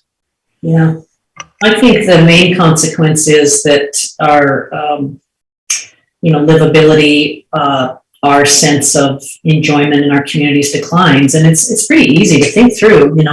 If you're stuck in traffic, you're not doing so well. If your air is polluted, that's a problem. It's a health problem. It's a morale problem. It's a visibility problem. If you don't invest in people and they struggle, they don't succeed, they're not able to, support a family, they're unhealthy. Those are all cascading kind of problems. And so I think the real call to action is to say there's no state, and by extension, counties, cities that are as well positioned as Utah right now to come out of this very challenging time and in a business term, gain market share. And all I mean by that is improve. Right? We've got the means to improve. I didn't put it in the slide deck, but I can tell you that right now there's only 3 states. I think I put it in the slide deck. There's only 3 states that have their economies grown since 2019. So August 2019 to August 2021. What was their employment in 1 year? What was their employment 2 years later? There's only 3 states that have grown, and it's Idaho, Utah, and Arizona. And we're at the top of that. So what that tells me, and this isn't population growth, although it would be, it's different. It's economic growth, but it tells me that we have money in our rainy day funds. We have, I know you've seen what's been happening in sales tax collections. They've been very aggressive. It's a prosperous time. It's a difficult time, but it's a prosperous time. Our unemployment rate is below, 2.6%. If you want to find a job, there's a lot of jobs out there for you. And so that the challenge is to take these assets and put them to use to invest in a better future, long-term.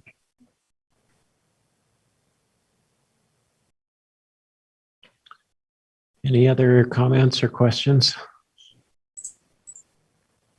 Just a major league thank you, Hallie. This has been terrific.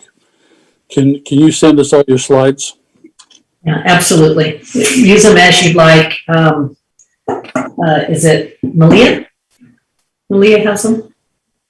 And so, yeah, you're welcome to them. And I'll just say, we don't take the time right now, but at the end, there's about 6 slides that document Utah's housing shortage.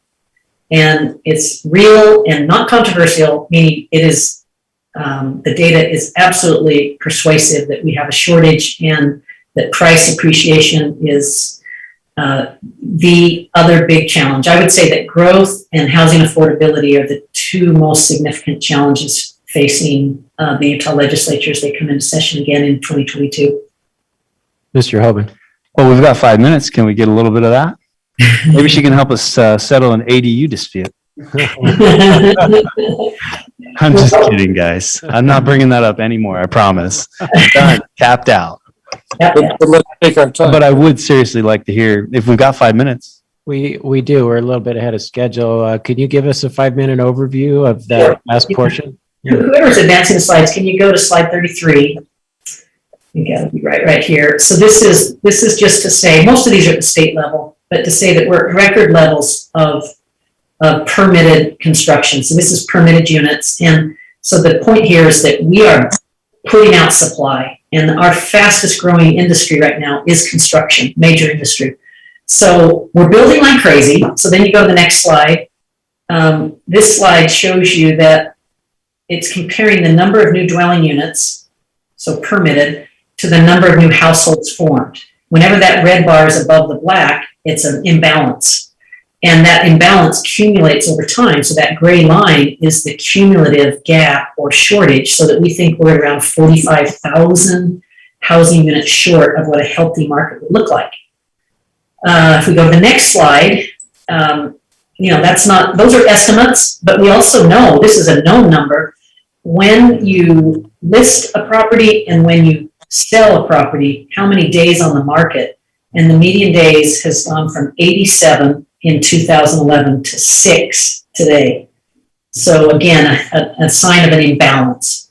And then of course, if we go to the next slide, you would expect prices are just, at record high levels. So this is second quarter, that last number you see there, 22.7, this is the second quarter 2021 to second quarter 2020 to second quarter 2021. Prices in 1 year have gone up by 23%. The only state that had a higher price appreciation was Idaho. And then what that means is that we're changing the mix, right, of what we build. People can't afford single family units. You go to the next slide. And so it shows this unique pattern. So the red is single family housing and the black is multifamily. And it used to be an 80-20 split. This is like new housing added to the market. And most of my career, it's been an 80-20 split, but we've gone very much into the 60-40, 50-50. And part of this is preferences, but a big part of it is affordability. So if we go to the next slide, here you'll see some Utah County numbers, but this is the year-over change in median sales price of a single-family home, showing cities over 50,000 with at least 100 sales transactions. And you can see Lehigh at a 36% jump, Provo at a 33%, Orem at a 32%. So that's a big deal, right? That's a challenge. And then the last thing I'll share, this is in the weeds, but you guys will like this, you all will like this. Our analysts are showing us that the black here is US age by share of population. So that gray shaded area is the prime home buying years between like 26 and 32. And you can see that the red line, Utah share, and US share in black, they both had a bit of a peak right now. And then if we go back a few years, I want you to see that peak in the red line in the 20-year-old to 23-year-old time frame. We've got an age wave about ready to hit our prime buying years, and we are in no position to provide affordable homes to this age wave, which delays their ability to create wealth and, will penalize them for the rest of their lives, really. So that's what I put in the slide deck to just share with you about housing with the hope. I didn't put in a lot of local information, but it's ubiquitous, nearly. Even in many rural counties, we're seeing this. And so we have a major housing shortage on our hands. Mr. Hardy.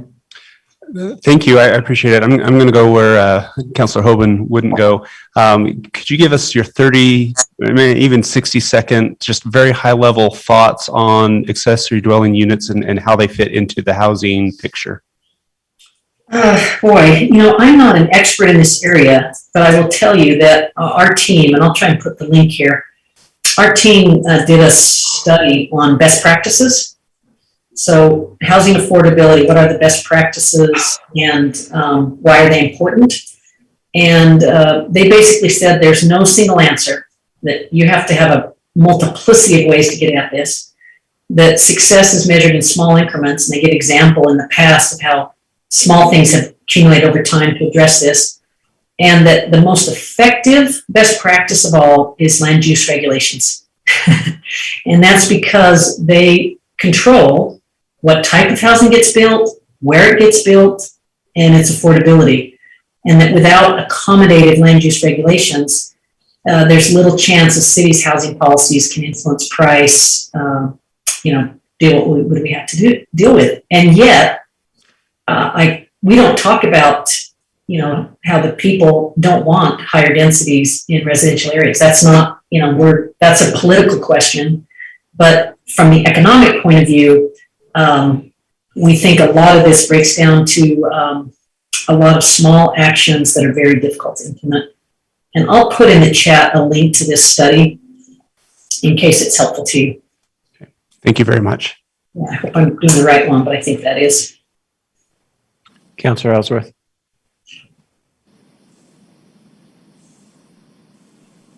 Okay.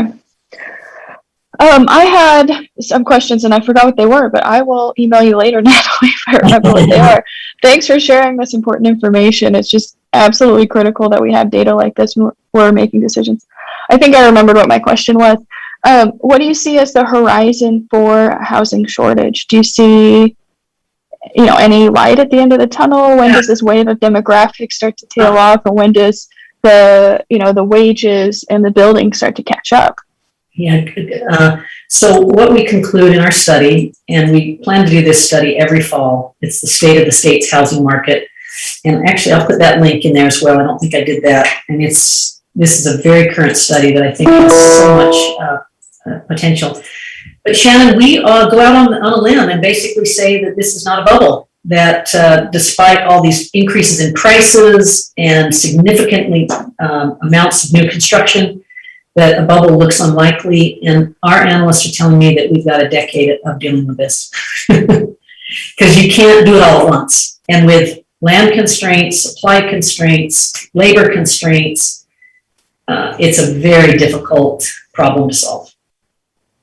One of your analysts had told me that right now, builders in Utah, developers in Utah are having a hard time finding available land, buying 5 years out and entitling that land. Is that still the case? Yeah, yep, absolutely.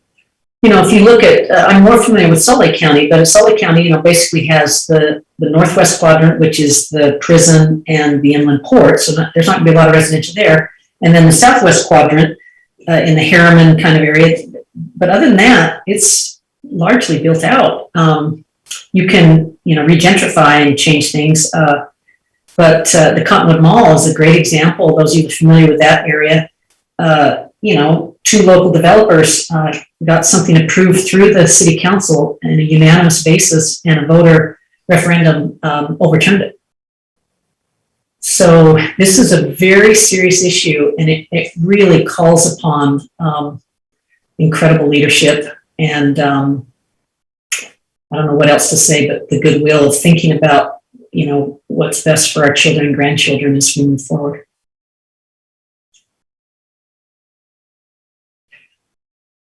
All right. Thank you very much for this thought-provoking presentation. You got it. I really appreciate the invitation, and Cliff has been very generous with me to just kind of plan for this and think through it. And it really means something to me that you're thinking about these larger questions. And so really appreciate your interest, and we'll continue to put out information that we think is helpful to bodies like yours. Sounds good. I'm going to sign off, everyone. Take care. Bye-bye. We'll now move on to item number 4, which is a presentation on a proposed Chapter 9.90 on-street parking management. And this is to be presented by Javin Weaver, planner. Hi. So this is just to go over the proposed framework for a new section of code for how we are looking at managing on-street parking within the city.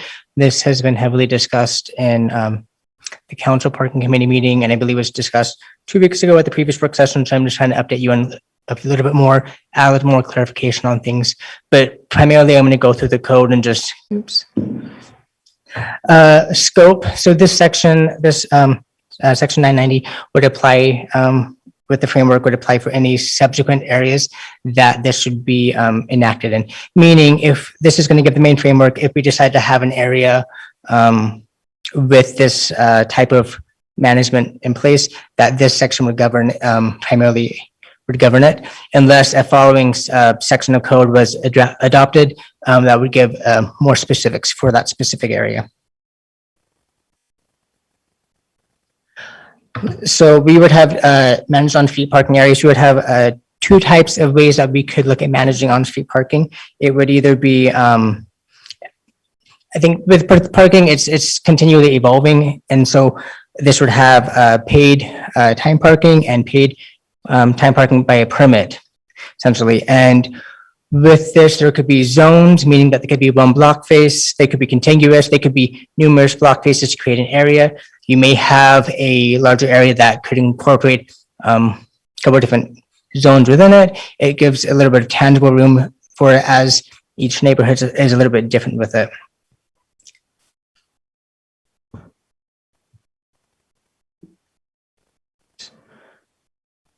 This type of management program would be managed through the CNS department. If a program is adopted within an area, then if any changes were to be made within that area, then the parking manager, or by designee if the director, would make sure to notify the residents of the proposed change prior to that going into effect. Exemptions would be just like we have in existing permit program areas for repair vehicles, vehicles with an EX plate and so forth. Within section 040, paid time parking and permit parking, it's going to be regulated in these 2 types of ways.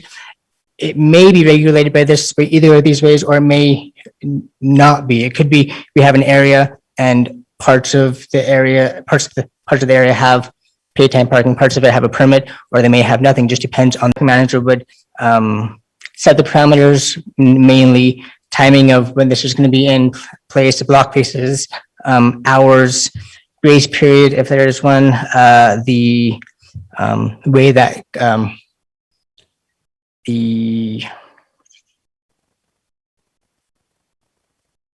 whether permits would be offered in an area, in a parking zone, meaning we could have one area that's strictly paid time parking. We could have an area that's going to be permit parking, or we could have an area that's going to be a hybrid of both, just depending on the demand for it. Now, if we switch gears slightly to a still paid parking, but it's going to be with you a permit, they would have the option to purchase a permit for that would be good for 1 year. Parking manager would set the cost of that permit. They would be limited to 2 permits by property, and they would expire annually.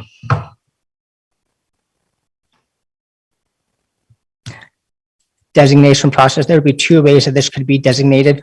One would be by the parking manager, CNS director, or designee bringing that to council. We would bring it to council with an intent saying we're looking at putting an area in place. I have 90 days to, the parking manager would have 90 days to bring the recommendation to you. That would include a map of the area, a reason for it, proposed block faces with these certain types of zones, and any input that would be heard back from residents. If the resident wanted to,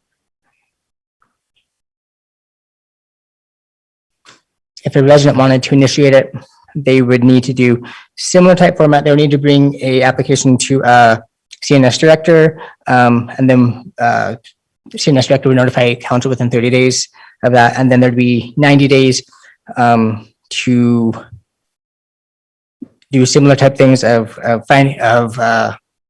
creating a map, reasons for it, proposed block faces, list of names that people that support this in the area. Mr. Shipley has a Can I just question. ask a quick question, just clarification? So just to confirm, 990 just allows a manager going forward to say, look, we've got an area that we think should have some kind of program, and then bring that to the council for that to be passed. It doesn't allow a parking manager to say, hey, we have a street somewhere in the city that we've known for a long time has a problem.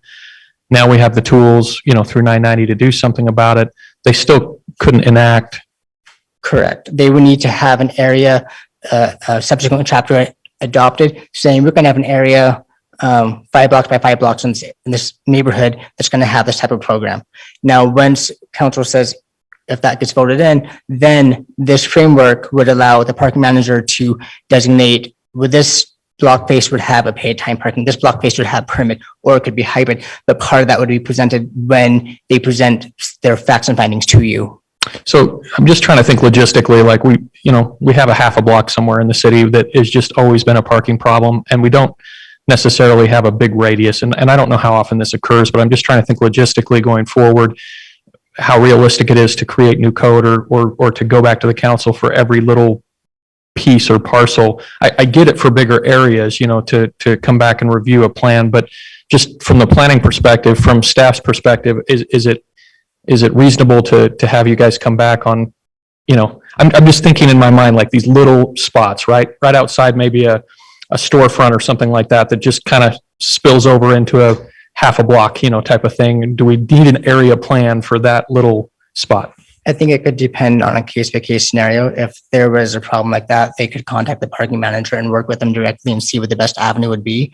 But having a larger scope area allows for some wiggle room as neighborhoods continue to grow and evolve and demands shift. Does that answer your question? Yeah, and so I'm supportive of the idea of having the ability to come for larger areas. I guess I'm just trying to gauge whether or not it makes sense for even the small, one-off situations. Sorry, I was just going to add to what Javin was saying, to say that currently we have the ability to regulate parking on the street.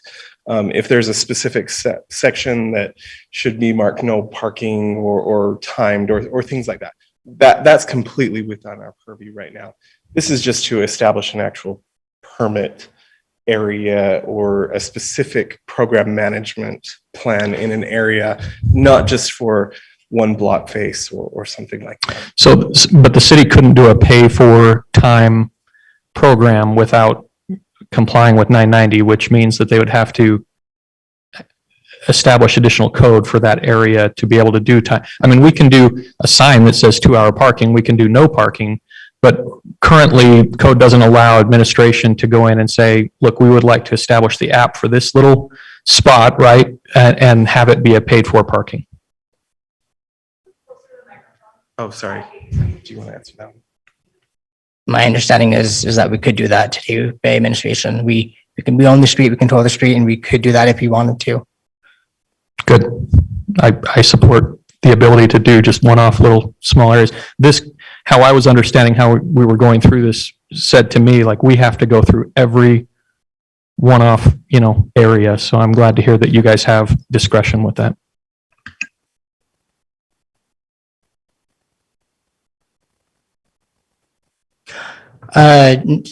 Handicap parking and other parking regulations. This is similar to what we have in our current residential parking code. Nothing changes with that. And this type of program wouldn't hinder it either. So currently we have on Open City Hall, a survey regarding this proposed language. The survey is still open, and I'm happy to discuss the results and findings of that at a subsequent meeting. However, I can give you some preliminary data on what the feedback is. Right now, generally, there's not support for it. I think there still needs to be some educational outreach to the neighborhood and to the citizens of what this actually is, because I think there may be some general confusion. However, there are some things from the survey that I was able to gather. Some things that they do find important is if a permit program paid parking is put in place, there needs to be clear signage. There needs to be an ease of payment for parking. There needs to be a permit for property owners, and the value of resident input. Sorry. Things that they do not see important are having more enforcement officers, time limits, cost recovery, and parking fees. Again, I can dive into this more following meeting, but the survey is still open. Are there any questions for staff?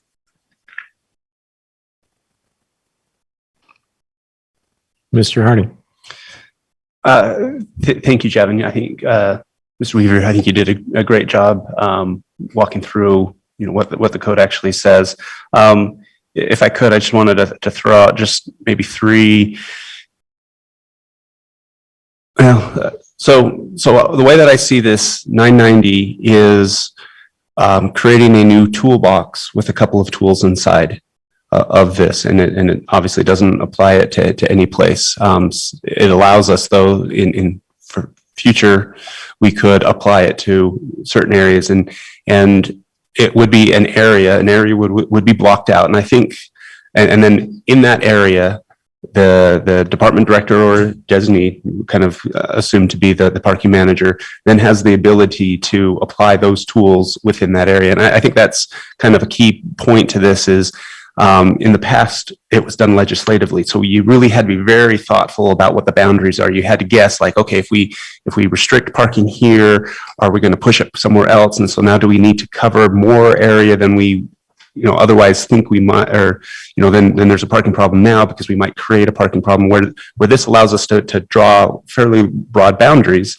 and then allow the administration to adapt as things change on the fly. In an area, for example, on 8th North, just up against BYU, what we'll even call it the north side of the street. So there's no apartment buildings there. There's on-street parking now, and it's up against the university. The parking manager might say, maybe it's 10 a.m. to 3 p.m., depending on where the max demand is for that parking, particularly those who are parking, running to class. Might be able to regulate it just between those hours and put on a fee just enough to make it so that it's not full during those class periods. And that way, if someone's coming to visit that little park for a half an hour, or they're going to visit a professor or something, some short amount of time, they can easily just hop in there. If you go a couple of blocks south from there, maybe they don't really have a lot of BYU commuter pressure in that area, but they have a lot of residents there that don't have enough off-street parking for the cars that they bring. And so you have demand for that on-street parking, mostly overnight, not during the day, but mostly overnight.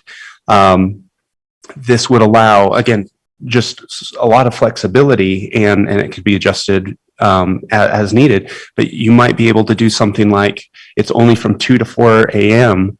that parking, again, isn't banned, but you have to pay 25 cents an hour between 2 and 4 a.m. And so if someone wants to park there overnight, it's going to end up costing them 50 cents. And that might be probably is sufficient to decrease the demand so that there's going to be an open spot during that time. But you could see that it still allows visitors to come in during the day, and they don't have to pay. And it allows, it allows that flexibility. You only have to put in just enough to address the excessive demand. Go a couple blocks south of that, you're now on 4th North, and maybe there isn't currently excessive demand, but once this other zones get put into place, maybe that creates that demand, pushes that demand down onto that street. And so maybe it's something similar, just a couple of hours overnight is sufficient to decrease the that demand. But maybe the parking manager says, well, in this location, because of the makeup of the housing on the sides, because where the demand is coming from, maybe it makes sense to offer permits there. So those who want to buy that permit no longer have to check in on their app before they park there. So the idea is this is a very flexible framework that gives the parking manager a lot of flexibility to adjust things on the fly. And as BYU changes their housing policies again, we don't necessarily have to come back and make some legislative changes to it. The parking manager can manage that on-street parking. So it is a very flexible tool that we put in there. Mr. Chair, I think also with having this type of a program, it allows, like Councilor Harding said, it is flexible. It is, if a larger area is put into place, then there's a lot of room for it to expand and grow within that area. And if changes need to be made within it, they could happen more quickly than having to bring back that section of code to council to discuss it again. It can happen more quickly. But if any changes were to be made within an existing area, residents would be notified of the changes prior to that.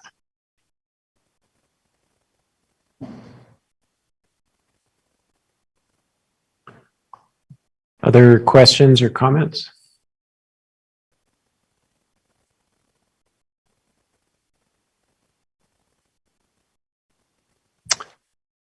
Okay, well, thank you very much for that presentation. All right, we'll come back now to item number 5, an ordinance on towing fees. Mr. Handley, I believe, had a comment or question, and then I'll just note that this is also on our agenda for tonight. So anything we don't finish here, we can finish up there. Thank you. Yeah, let's see, trying to bring my mind back to what we were discussing. I guess part of it is related to this parking discussion because I kind of wonder, I guess it's a question about the utility and importance of having this kind of a business in Provo. What does it do that can't otherwise be done? I guess. So it's just partly philosophical, but also sort of a practical question about its utility in the city or its importance. Because if there is a real need that serves the public good that this business provides, that's one thing. If it's just because we're needing to respect, and I fully do, private property owners' rights to it, that's another thing. But if it's sort of a business that is looking for demand that isn't really there, and it's not really a demand that is vital to the functioning of our streets in certain parts of the city, I'm curious about that. I just don't have a clear sense of the benefit to the city and to the public that this kind of business provides. So it's partly a philosophical question, just to wrap my mind around that, because I think that goes to the heart of, whether or not we want to incentivize or disincentivize something like this. But related to that question was this issue of a parking program that may actually change the picture a little bit for us in terms of, if you said, well, gee, if we didn't have anybody towing anyone in certain parts of south of campus, then, what would happen? And if that worst case, maybe it doesn't turn into a worst case scenario, or if it does a better, clearer parking program actually improve that situation without needing to lean on that business? Those are my questions. I don't really have, I'm curious about I thought our discussion previously was very helpful for me to clarify a few things. I certainly wouldn't want this to get dragged out in some sort of other legislative and or legal battle. But I'm not super inclined to want to further incentivize a business practice that I'm not sure is serving our city very well. Mr. Harding, and then I'd like Mr. Parker to weigh in on this too. He probably knows more about this than any of us. Yeah, absolutely. I may not have fully understood, and maybe it's just because we're coming from this managed on-street parking discussion.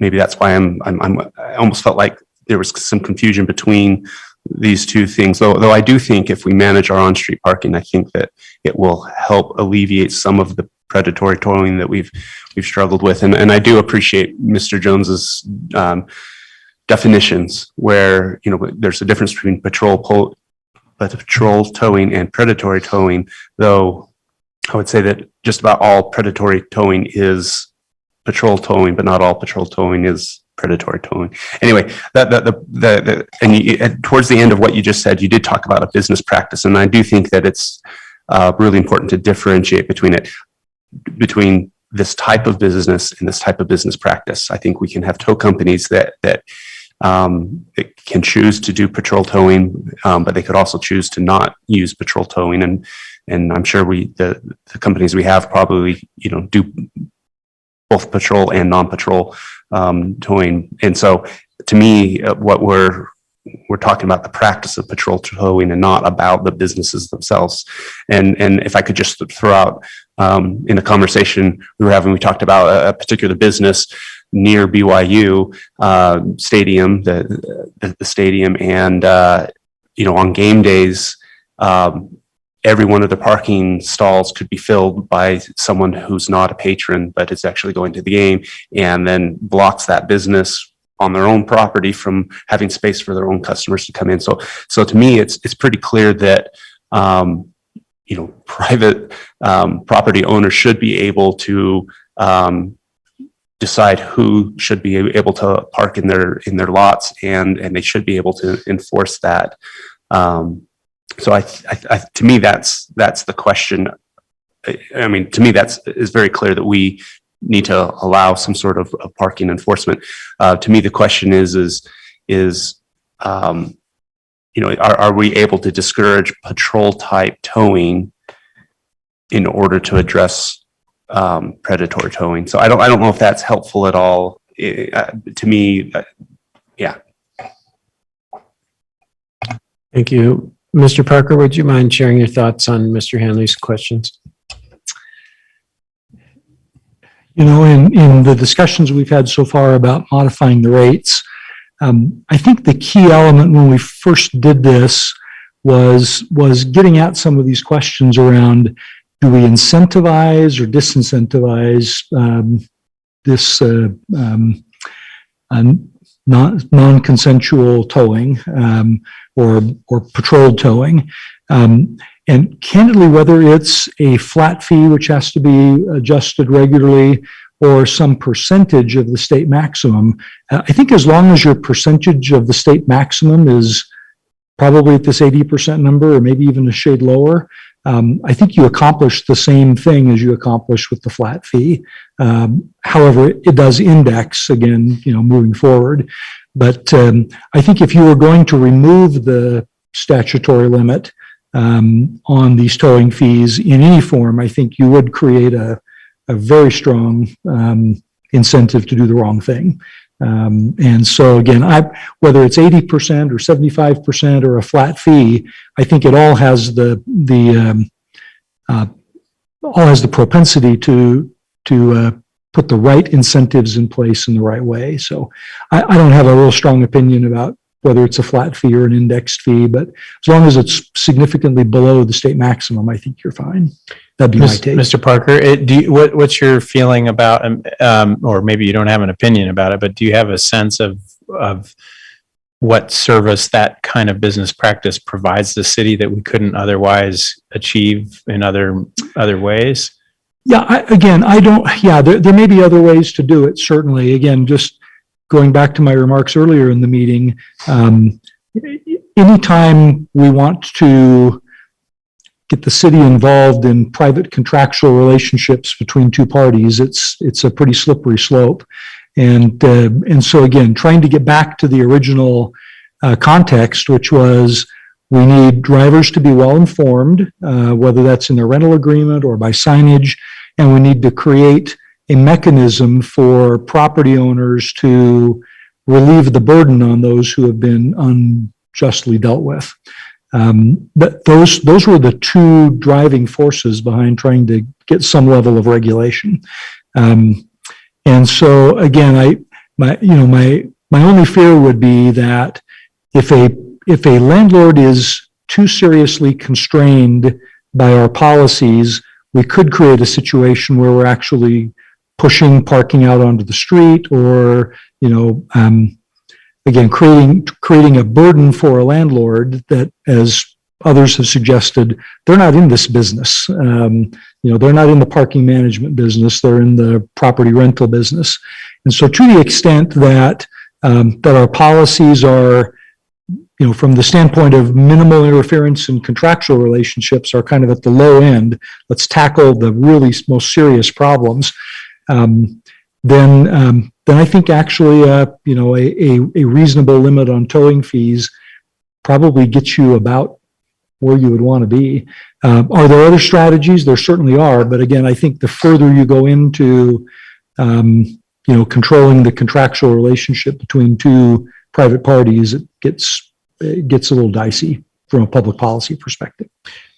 Yeah, having said that, I mean, I don't think we're contemplating controlling it. I think we're just contemplating whether or not to leave it as is or to adjust it. Right. That's all I'm contemplating. Right. And I guess, again, in that sense, my sense is it's a question of degree. Is 80% the right number? Should we keep it a flat fee and reevaluate it annually? We'll look at the state numbers and make decisions then. This makes it a little bit out of sight, out of mind by creating an indexing, which means it will probably not come back to you unless there's a complaint or a significant reason why you'd want to take a look at it. So it may be that you want to adjust the flat fee upward and just keep a flat fee, and then put an annual review clause into the code, which would bring it back automatically on your agenda, 11 months from now for you to take another look at. That's another option. I know that's not very helpful. I'm sorry. Thank you. All right. Well, if there's no further, Mr. Hoban. How much did it change the larger fee? If we go from flat to 80%, what was it again? How much was it if we go from a flat fee to 80%? How much did it raise the tow amount? The second item was about $19.40. Okay, thank you.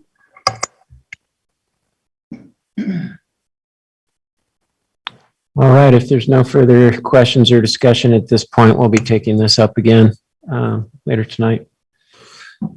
Thank you. We do have a closed session that has been requested. Mr.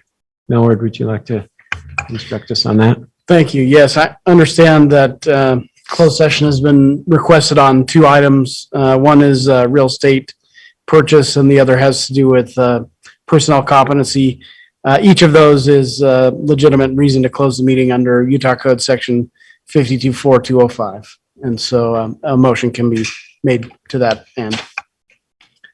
And before we ask for that motion, Mr. Strachan, what time would you like us to? Yeah, I just wanted to give you some parameters around the time. So we were originally scheduled to start that meeting at 4:30. That was our anticipated. So we're about an hour early, if that clock is correct. I would suggest that we get started about 3:40, provided. Is she gonna be ready? Okay, so Tara Riddle, who's going to be part of our discussion, she'll be ready in time for that. And then we've got food coming in about 4:15, and so we could very well finish both items in a closed meeting before it's time to eat. Just put that in your thinking of time. Okay, so we'll look for a motion to. I always forget the wording on this, Mr. Millward. To close the meeting and reconvene in closed session?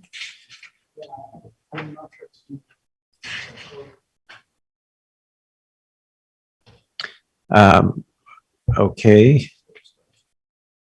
So moved. Typically, you've recessed from this meeting, closed into the closed meeting. Then when you open that up, we start a whole new minutes with a convening of the meeting. Okay, we had a motion by Mr. Harding, looking for a second. I'll second. Second by Mr. Hanley. Any discussion? All in favor? Mr. Fillmore? Yes. Counselor Ellsworth? Yes. Motion carries unanimously. We'll see you at 3:40. Hmm.